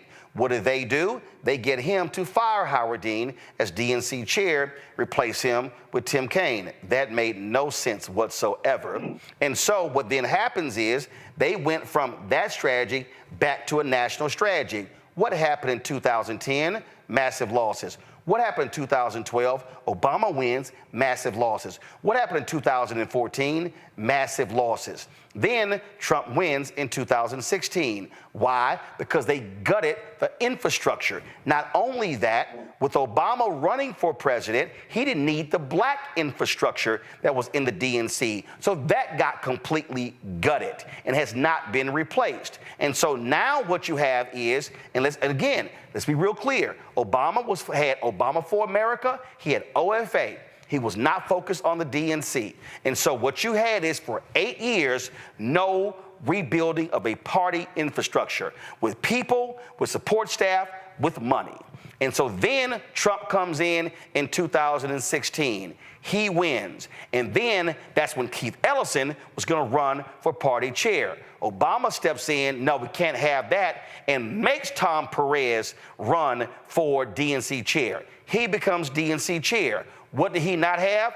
Didn't have money, didn't have infrastructure. And so the DNC right now, Jamie Harrison will tell you this, not on the record, but he'll tell you off the record, it has been hell dealing with a party that you do not have a strong national infrastructure. So they have been methodically trying to build that. And so what you're now seeing is them understanding you cannot compete in places like North Carolina if you do not have a party infrastructure. And so what Biden and Harris did, now Harris-Walz, you now see the field offices and the personnel that they have in place. But Rebecca, here's the issue. That's for a presidential campaign. If you win in November, you've got to have an infrastructure that remains in place in 2025 for the 2026 midterms. You can't have it be candidate driven. And that has been the problem of the Democratic National Committee. They have been candidate driven and not have a strong infrastructure. Rebecca. Because as Scott is saying, it's about money. But the thing that I disagree with Scott with his element of money that he's focusing on is also about the vendors who are making money. It's about the consultants that are making money. It's not like if the money that the DNC, like over the last 15 years was spent directly on voter contact, then we will see different results happening at the ballot box. Instead, we're seeing certain consulting firms getting richer and richer, hopping from campaign to campaign. Like we see where the Democratic Party has spent money in races where we all knew that candidate was going to lose, but they still poured money into that race rather than figuring out ways to invest in winnable races that were further down ballot. And part of that is because there has been a vanity project that's been happening at the DNC where certain names want to support certain people. We all know this to be true, and we see this thing happening. So I'm not going to rely on people who have spent their time mainly clustered in one area in campaigning,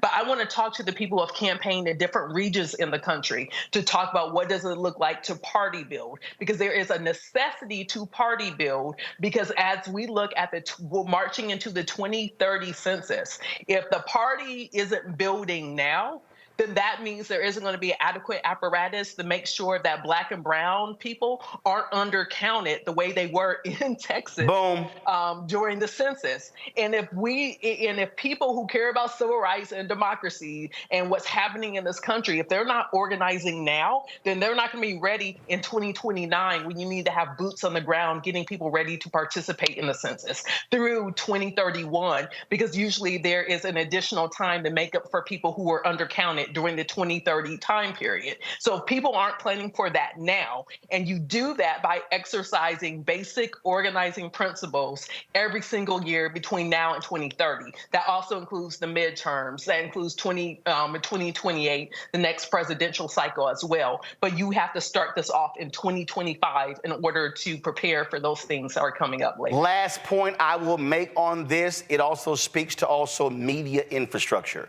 One of the greatest weaknesses of Democrats is they spend their time focusing on comedy and entertainment and not politics and news. I was one of the folks who interviewed for Air America, and it was a joke. Their deal was like, well, can you be funny? And I'm like, I'm sorry, aren't y'all trying to build a syndicated radio network to compete against conservative radio, and y'all sitting there asking about some damn jokes? I'm like, what the hell y'all talking about? And in fact, if you look at the biggest stars that came out of that, they were actually comedians. That was utterly idiotic.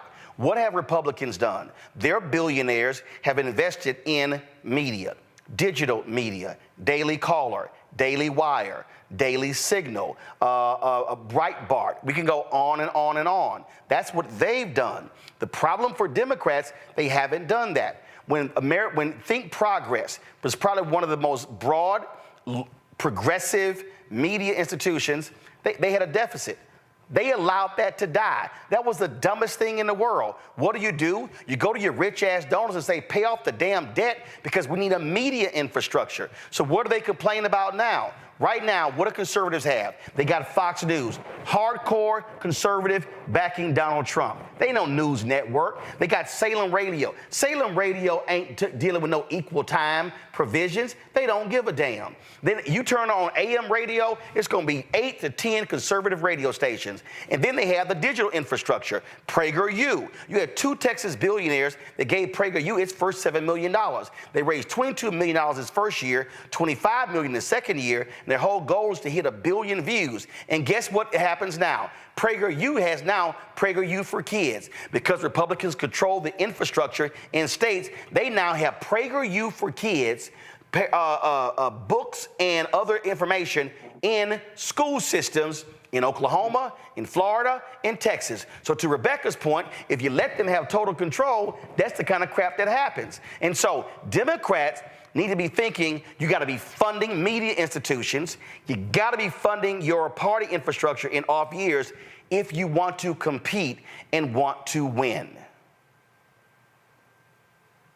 We'll end with that, Scott.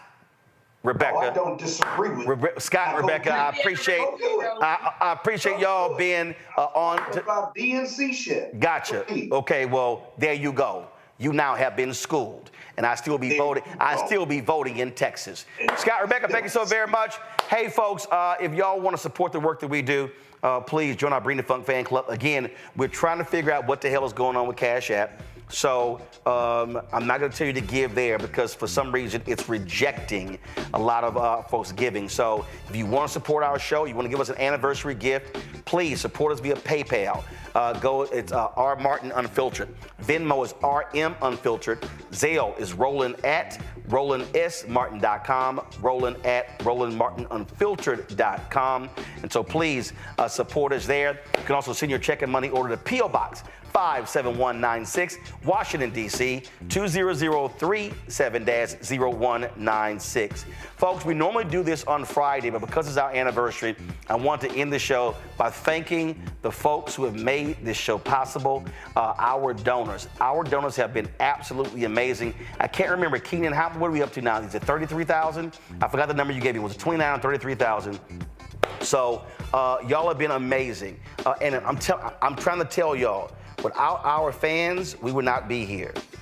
During COVID, when 2020 hit, advertising was drying up, everything was drying up, and our donors gave like $30,000 in 3 weeks, and it was amazing. They got us through. Our donors have contributed more than $2.5 million since we launched this show 6 years ago. And the reason that's important is because that money, there were months when, frankly, YouTube had dropped big time, external advertising wasn't coming in, and then that money is what paid the bills. It paid the rent, it paid the staff. And so I can't tell you how crucial that is. So when I tell y'all our goal annually is to have 20,000 of our fans contribute on average $50 each, that's $4.19 a month, 13 cents a day to raise $1 million. That's real because our monthly costs are $195,000. So we can't do this. We're not sitting in the basement. We're not at the house. We got staff. We got people we pay. We got facility, the streaming equipment when something breaks. And so y'all have been so amazing. And so we want to honor you. Again, this is how you can give. PayPal, R. Martin Unfiltered.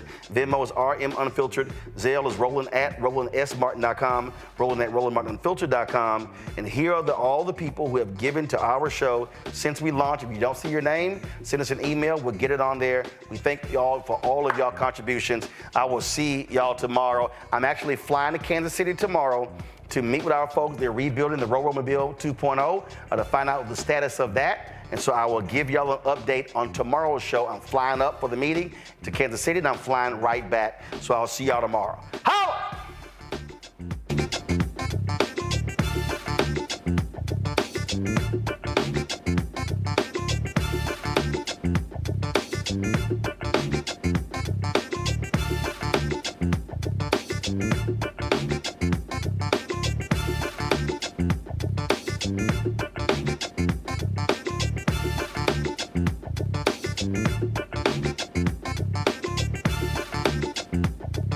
Mm-hmm.